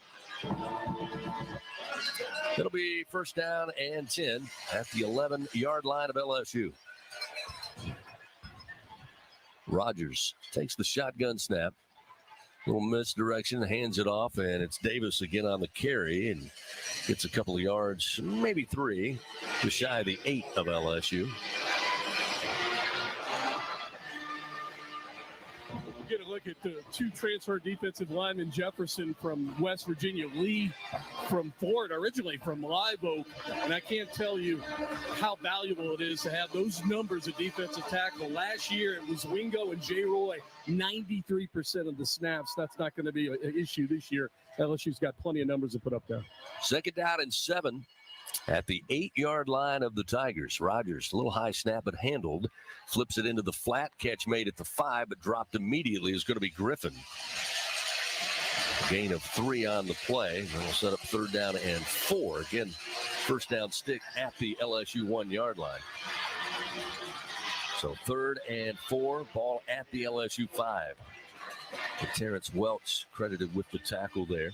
Again, trying to build up that depth at the cornerback position. Coach telling us all on Thursday, you'll see a pretty good rotation moving forward, at least for the foreseeable future. 3rd down and 4 at the LSU 5. Mike Wright comes in, takes the direct snap, looking to toss, does to the tight end, and he's wide open. Takes the catch and a 4-yard score for Mississippi State. Antonio Harmon, rather, the wide receiver. Motion near side to far side, and Mike Wright, backup quarterback, able to hit him. Nobody near him, and Mississippi State gets their 2nd touchdown of the day. That'll make it 41-13. Again, with a little under 4.5 remaining. See Kyle Ferry again, the freshman out of Arkansas. Trying to make it an even 14. Here's the snap. Placement is down. Kick is up. And the kick is good. That'll make it 41-14. LSU still well in control. We got a timeout on the field. Mississippi State, 10 plays, 58 yards, 4 minutes and 19 seconds before Mike Wright was able to deliver the touchdown pass for the 2nd score of the day for the Bulldogs. We'll return to Starkville after this. 41-14 LSU leads on the Aetna LSU Sports Radio Network. Baton Rouge isn't just the capital of Louisiana, it's the capital of college football, the fans, the players, and of course, the food. When it comes to Saturdays in the fall, there's no place quite like Baton Rouge. And the fun extends beyond the tailgate with plenty to do off campus. Explore some of Baton Rouge's best sites, visit our incredible museums, and enjoy the sweet sounds of swamp blues. Born right here in Louisiana's capital city. Check out visitbatonrouge.com for more things to do on your next trip. Planning a wedding, corporate, or fundraising event, sporting event, or private party, Party Central has top quality, distinctive rentals that ensure your event will be a success. Party Central is a full-service event rental company that creates memorable and inspiring events throughout Louisiana for over 20 years. They are the experts you need to guarantee your event is a success. At Party Central, it's all in the details. Visit their website at partycentralweb.com and start planning your next event today. You're almost ready for the big game. The only thing missing is cocktails before kickoff. With 15% alcohol by volume and a colorful collection of fun flavors, Buzzballs are the perfect pregame ready-to-drink cocktail for wherever your tailgate or watch party takes place. Try the rich Choco Chiller, Zesty Limerita, Spicy Chili Mango, or discover your new favorite flavor. No matter who you root for, there's something for everyone to enjoy in a matter of seconds. Pregame harder than your team plays, and buy Buzzballs today. Please enjoy Buzzballs responsibly. Buzzballs, Carrollton, Texas. Back to 4th quarter action of LSU Fighting Tiger football. Presented by J&J Exterminating on the Aetna LSU Sports Radio Network. 41-14, LSU leading Mississippi State. Tigers looking to move to 2-1 on the season. More importantly, get that first conference win, move to 1-0 in SEC play, and doing it in such fine fashion on the road this Saturday. Fans, come experience the best pregame activities at the Bud Light Fan Zone, located in front of the PMAC. Come and listen to live music, and of course, our very own LSU Game Day comes at you from right there at the Bud Light Fan Zone. Presented by 3 Olives. Of course, each week before kickoff, that live music is there. And this coming Saturday, Blue Crab Redemption will perform live before LSU and Arkansas get together once again inside Tiger Stadium, where they can kick off at 6 o'clock. Mississippi State has eclipsed the 200-yard mark today, 201 yards total offense, helped by that last drive of 58 yards on 10 plays. But currently, LSU's defense doing a very good job today. Fewest yards allowed up to this point in an SEC game since 2019, when LSU held Texas A&M to just 169 yards total. So again, this has been a tough day for Zach Garnett and Will Rogers, this entire Bulldog squad. LSU got out to a 10-0 lead.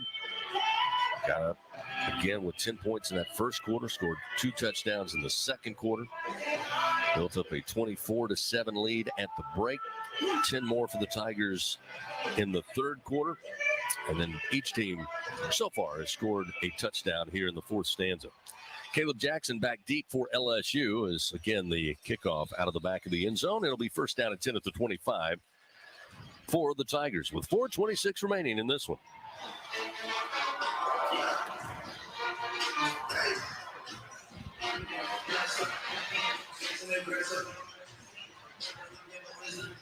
Garrett Nussmeier again will get his second try running the offense. Came in that last possession, eventually forced the punt. But again, a lot of wholesale substitutions on both sides of the ball here at this point. Trying to build on that depth that Gordy mentioned a few moments ago. Nussmeier in the shotgun.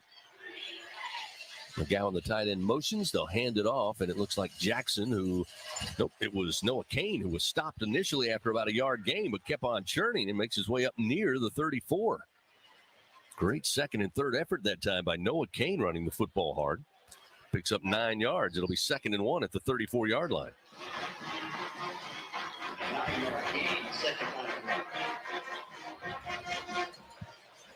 Five different running backs utilized today for LSU. Also, Jayden Daniels with 15 carries, 64 yards, 2 rushing touchdowns. 2nd and 1 at the 34. Lacey out wide to the right. 2 receivers to the left side, including Aaron Anderson. And Jackson McGowan, the tight end, in the slot. Handoff going to go to Kane. Goes right, cuts back left, picks up a few, and gets the first down. Needed a yard. He picked up about 2.5. That'll move the chains, keep the clock moving. 3 minutes and 23 seconds. Nice block there by Bo Bordelon, number 67. Get a chance to play at left tackle from Isidore Newman High School. He was the left tackle for Arch Manning down there, and is a backup right now to Will Campbell, son of Ben Bordelon. Great feet. Came in about, 250. I get in trouble with Ben, but needed to put some pounds on. And with the new nutrition center, Chris, it's easy to do that. Yes, it is. Very easy to do that. Not just for the players, but for the staff. And the radio crew. First down and 10 at the 37. Nussmeier will motion McGowan, the tight end. He'll move to the left side of the formation. The handoff going to go to Jackson this time. Jackson running right. Gets stuffed after he got to the 44-yard line, or rather the 39-yard line. A couple of yards on first down, sets up 2nd down and 8 at the 39. Under 2.5 to go. A reminder, SeatGeek now the official ticket marketplace of LSU Athletics. So whether you're buying or selling football tickets, SeatGeek, the place to do it. SeatGeek, so Tiger fans can fan.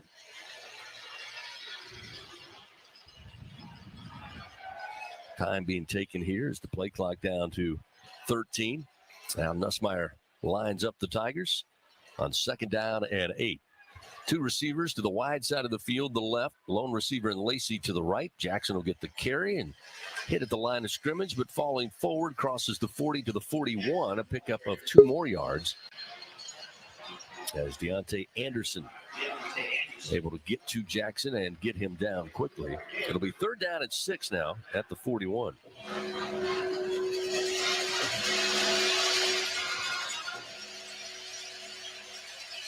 Again, you can see the frustration starting to boil over for Mississippi State. It's been a tough day. A little pushing and shoving after that play there. Cooler heads prevail, no penalties. 3rd and 6 at the 41. Tigers would love to just keep on marching and watch this clock dwindle down. But they'll need to convert here, and prior to the snap, whistles and flags. Ball start, offense, number 79. 5-yard penalty, remains 3rd down. DJ Chester. The guilty party there will back up LSU. Make 3rd down a little more difficult. Fans, no one gets you closer to the game than SiriusXM SEC Radio. Tune in for news, talk, and analysis from the off-season through regular season and into the postseason. They've got your team covered anywhere you go. Get a free trial at SiriusXM.us/LSU Athletics. So now after the penalty, 3rd down and 11, back at the LSU 36-yard line. Again, 2 by 2, 2 to the right, 2 to the left. Here's the snap to Nussmeier. Gives it off to Kane. Kane gets by one defender on the left edge, but the cavalry arrives, and he'll be stopped shy of the 38-yard line. Under 35 seconds remaining in this one. And that could pretty much wrap it up. 30 seconds on the clock sets up 4th down and 8. But Coach Brian Kelly and LSU, much like last year, going into this matchup in Baton Rouge, were able to really springboard through the rest of the season with a second-half decisive win over Mississippi State. Today, it was pretty much 4 quarters as the final 10 seconds are going to roll off the clock. A reminder, J&J Exterminating, Louisiana-owned, customer-focused, and results-driven for over 60 years. Call the local pros, get the shield. J&J Exterminating, yeah. And the horn will sound. This one's in the books. LSU off to a 1-0 start in SEC play. They go on the road, come to Starkville, start at 11 a.m., and dominate the Bulldogs today with a final score of 41-14. Both teams meeting on the field, both coaching staffs shaking hands. And LSU headed back to Baton Rouge. Now 2-1 on the season, 1-0 in SEC play. Coming up, we crank up the Fighting Tiger post-game report. Again, a final here in Starkville. The Fighting Tigers of LSU 41, Mississippi State 14. This is the Aetna LSU Sports Radio Network. Oh. You know game day is here. All right. Shout out to the fam, man. Appreciate y'all doing it. We mean everything. Another episode, man. Here we go. Shout out to the fam. Appreciate y'all being in the building. Big Q recapping, of course, what's going on. LSU makes the move. They handle the business, take care of business against a foe, and we just knocked the hell out of them, man. So shout out to you.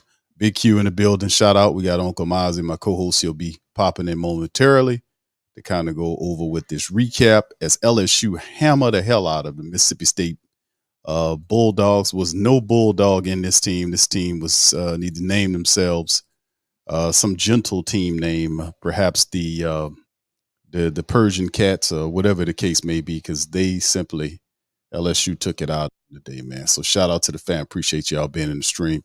I'm bringing Mozzie in the building. So shout out as we go into the recap stream, man. Shout out, hit the like button, hit the subscribe button. We up in this thing, fam, tuned up. LSU gets the win. That's 2 straight slaughtering of Mississippi State. Shout out to True Louisiana, Rudy and others. Mozzie, welcome on in. Are you there, sir? I'm here.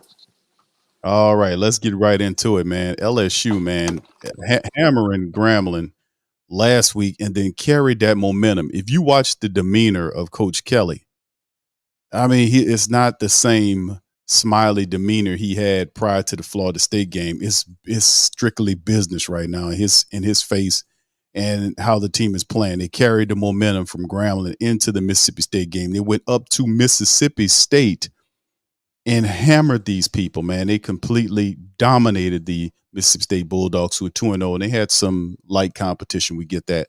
But to go there, to Starkville, and usually, traditionally, Mississippi State plays a very dominant defensive style of game against us. That did not exist. Jayden Daniels cut up today, 30 of 34 for 361, 2 touchdowns on the night, the afternoon.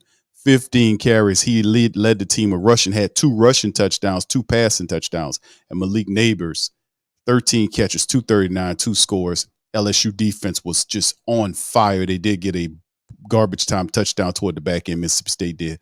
But this was outright domination. Let me get your early thoughts on this one. Well, yeah, like I said, I sat here and watched it from start to finish. Like I told you off camera, I was like, we could have started this stream an hour ago just because of how dominant LSU's performance was on both sides of the ball.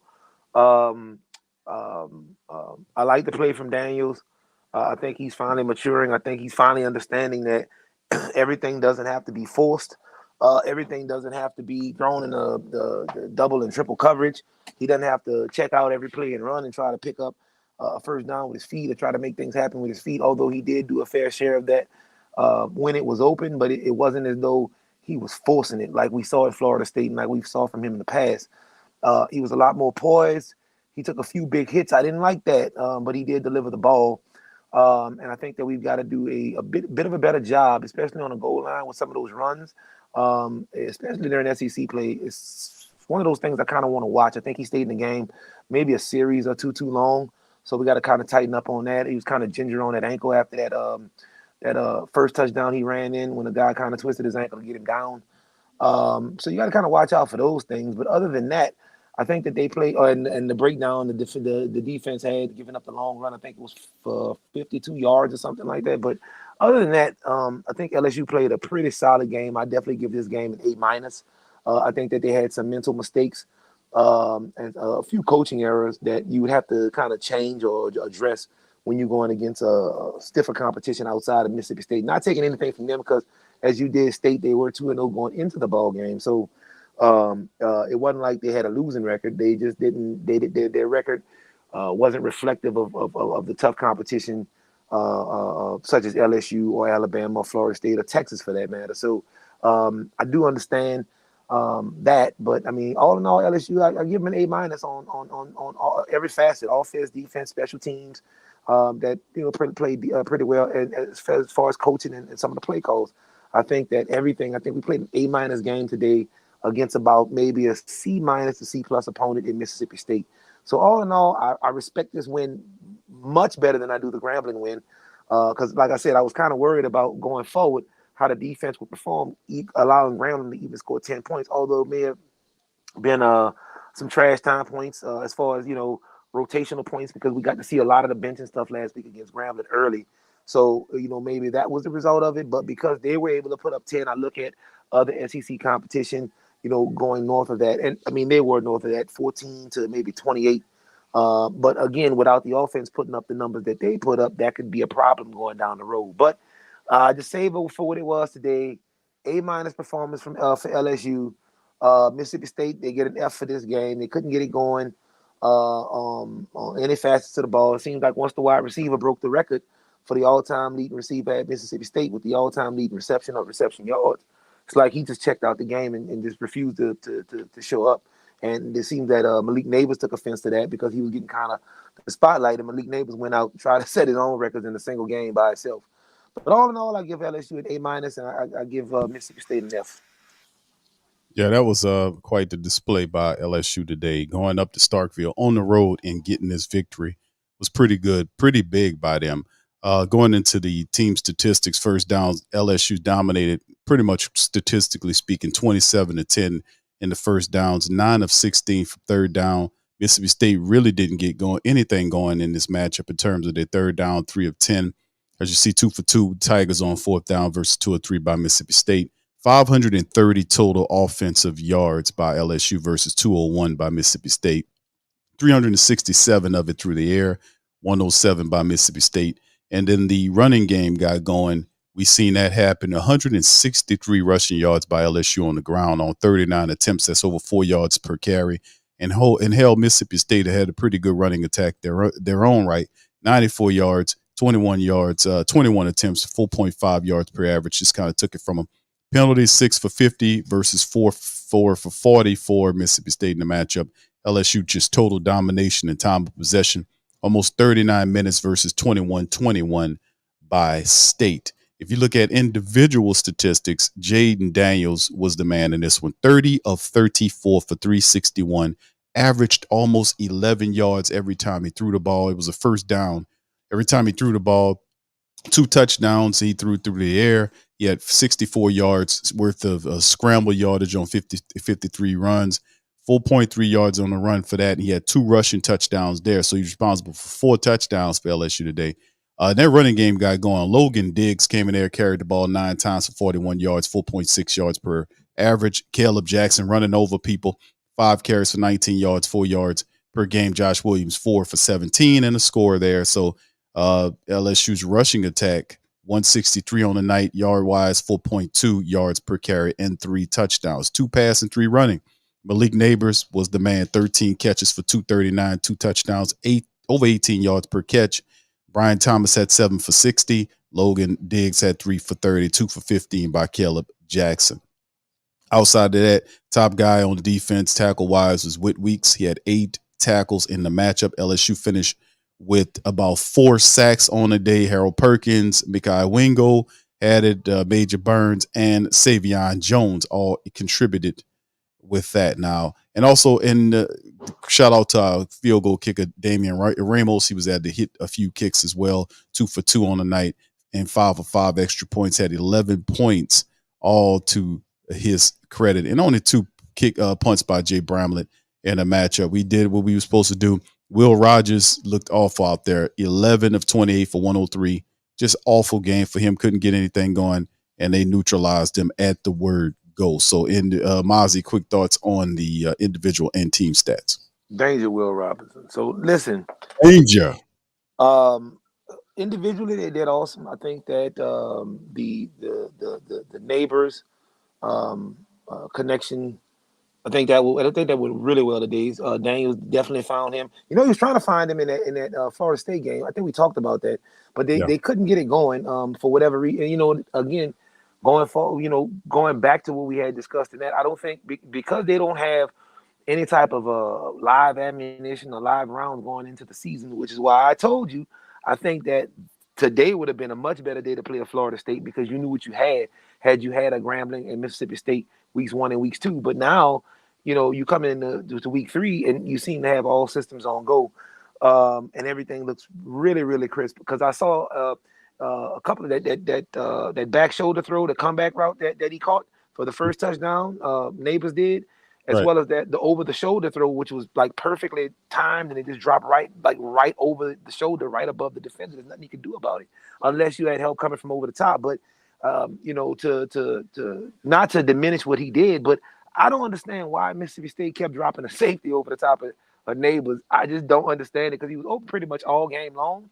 I think some of the pressure that Mississippi State was putting up front, because they did apply a fair amount of pressure, and some of those pressure situations caused Daniels to have to scramble around the pocket. But just imagine if they didn't get that pressure, I counted at least 8 or 9 times he was wide open running down, had broken coverage with no safety help on the top. I don't know if it was the safety either got caught up in the backfield, or was what was going on when the corners were checking him. But then when you bring the corners down to press, you line the safety up over the top. I don't understand what they were thinking about doing that, because there's no way any safety can stay with this young man.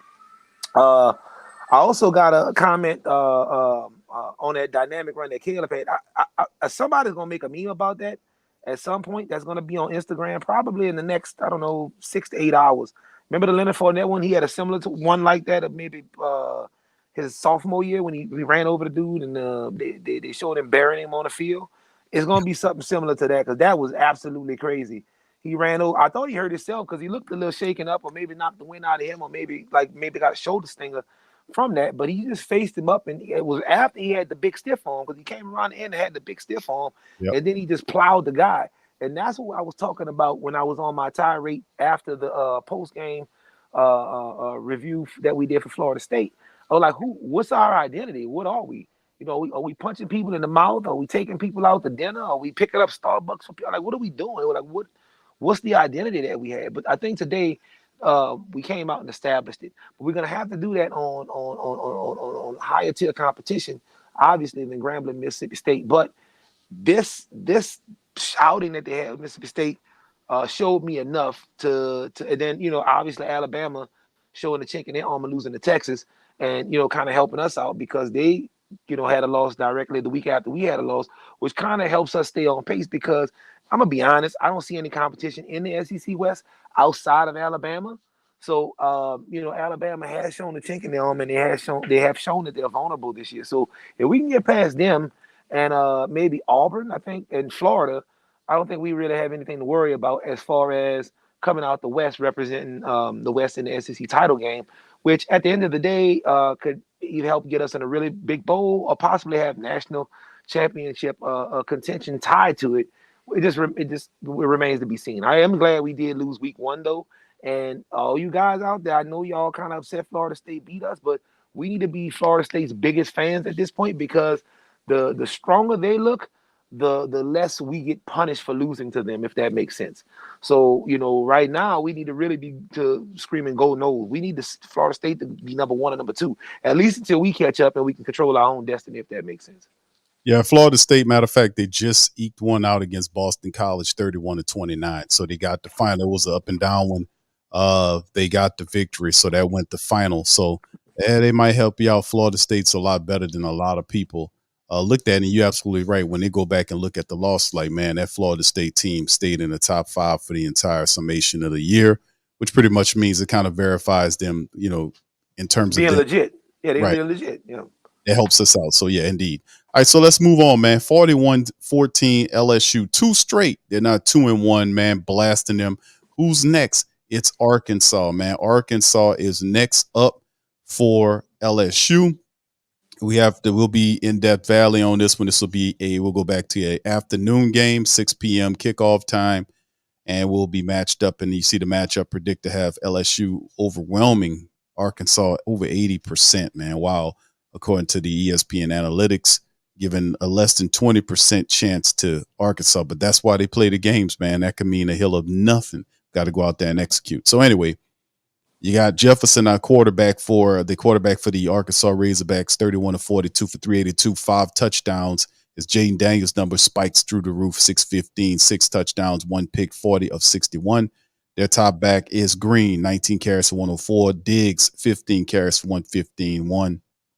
And that's what they have currently right now for their squad. But you look at the total passing numbers here, 343.5 is what they do offensively speaking, 205 flat through the air, and they run at that thing about 138.5 yards per contest. LSU, 540.5, 333 yards through the air, and over 200 yards, 207.5 yards a game. Now, allowance.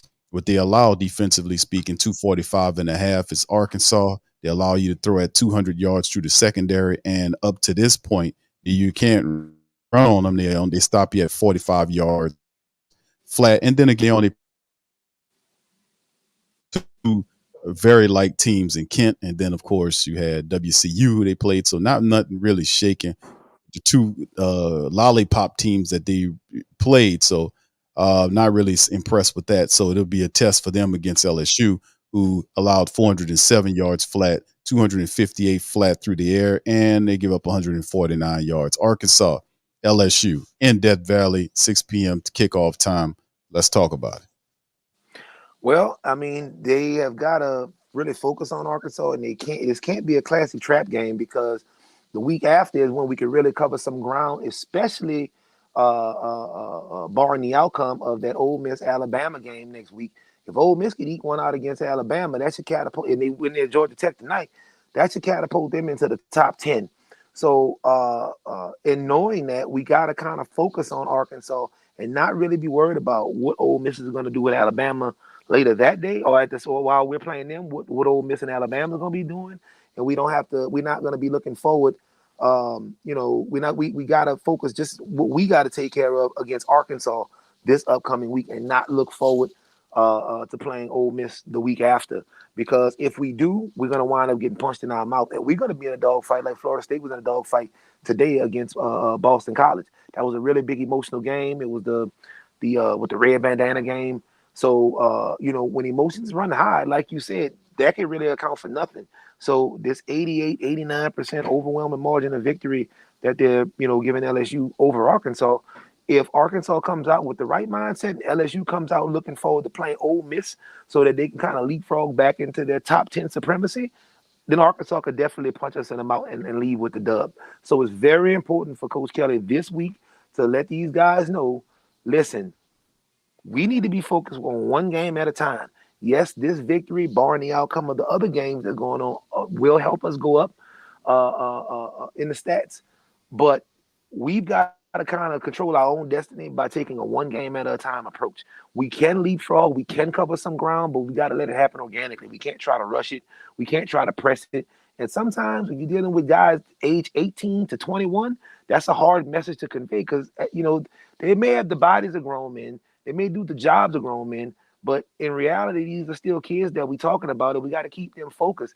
Arkansas is kind of the laughing stock. They are definitely Kentucky-ish, Villanova-ish of the SEC this year, and they have been for quite some time. So We got to just stay locked in and keep it focused because Arkansas is a tough opponent for us. They don't like us.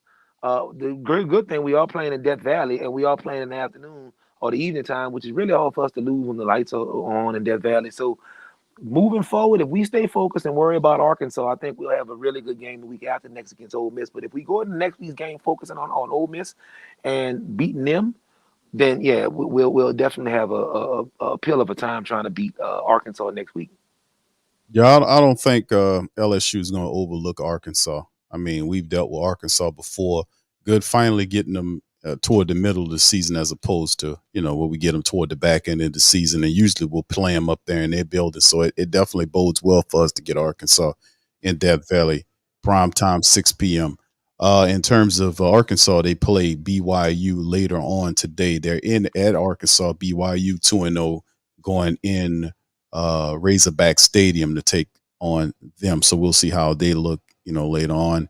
But yes, I've after the loss to Florida State to start week 1 off, I said that LSU would win 7 games straight. And I'm gonna stick to that. I think that Brian, the reason why I had him going like 4-3.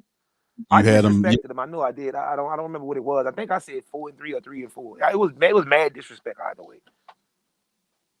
Oh hell yeah, you was definitely upset with him. I think he was just a knee jerk reaction. I think he was just pretty much pissed about what happened in the Florida State matchup. But I was saying that Brian Kelly, his demeanor changed, like when he kind of lambasted Jayden Daniels at the press conference and said when Jayden was smiling with the bottle of water. Yeah, right. He stopped smiling when he said, "I thought we were better than this. We must have thought we was the 2-time national, back-to-back defending world champion Georgia Bulldogs." So when he did, his demeanor changed after that, and even when you could see it during the game, and you could see during the game, it's a lot more a serious approach.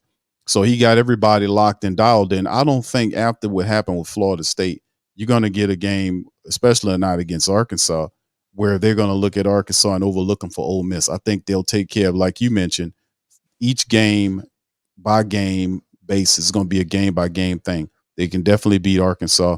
They can beat Ole Miss. If they keep playing like this and running the ball, you've seen something happen where they established dominance. That offensive line, he kind of moved some things around. You got Zalen's Hurd is in there. He did a really good, solid job there. They had a little reshuffling of the offensive line that really bared fruit. They got a much better rushing attack, 160-plus yards today, 3 rushing touchdowns. Jayden Daniels got his thing going on, but you need both. You can't have one without the other, and Jayden Daniels was comfortable. He was very comfortable behind that offensive line, and it bear fruit. So if they can protect him, and I know we'll have stiffer challenges. Arkansas has a pretty decent defense as well that they always bring. So we just got to do what we got to do and handle the business, and we'll be fine.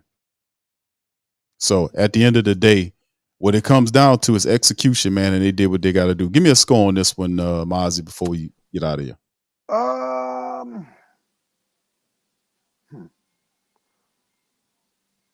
We've seen they're going to give up. They're going to give up some points. They got to bend but not break defense. I think Arkansas is not that much further down the food chain than Mississippi State. I'm going to go 35-10. 35-10 LSU. There you go. I'm going to say, I think they get about, I would say 31-17. I would say that. I'm going to say 31-17. I really do think LSU, gets it done. I think they're going to improve from week to week. And they're going to really they discover we need to keep doing what we're doing here. We got to play strong offensively. The defense did a really good job getting after those guys. If we can take what we did, Grambling State and this game, and just keep doing what we're doing, I think this will get us to 7 straight wins as we get into the bye week and coming out against LSU and Alabama further down in the season. So anyway, with that being said, fam, we're going to get ready to get out on that. Listen, I appreciate everybody for joining us for this episode of Tough Tiger Talk. To recap our squad, the Tigers take care of business, man. They take care of business against Mississippi State. A lot of people pick Mississippi State to win this game, and LSU showed them, man, not so fast. 41-14, we improved to 2-1, 1-0 in conference play. We got Arkansas coming in, Death Valley up next. So shout out to the fam. Y'all feel free to hit the like button, hit the subscribe button, hit the share button. Make Tough Tiger Talk one of your favorite LSU podcasts. From me and Mozzie, I'm going to holler at y'all on the flip side. Go Tigers. You are now listening to Tough Tiger.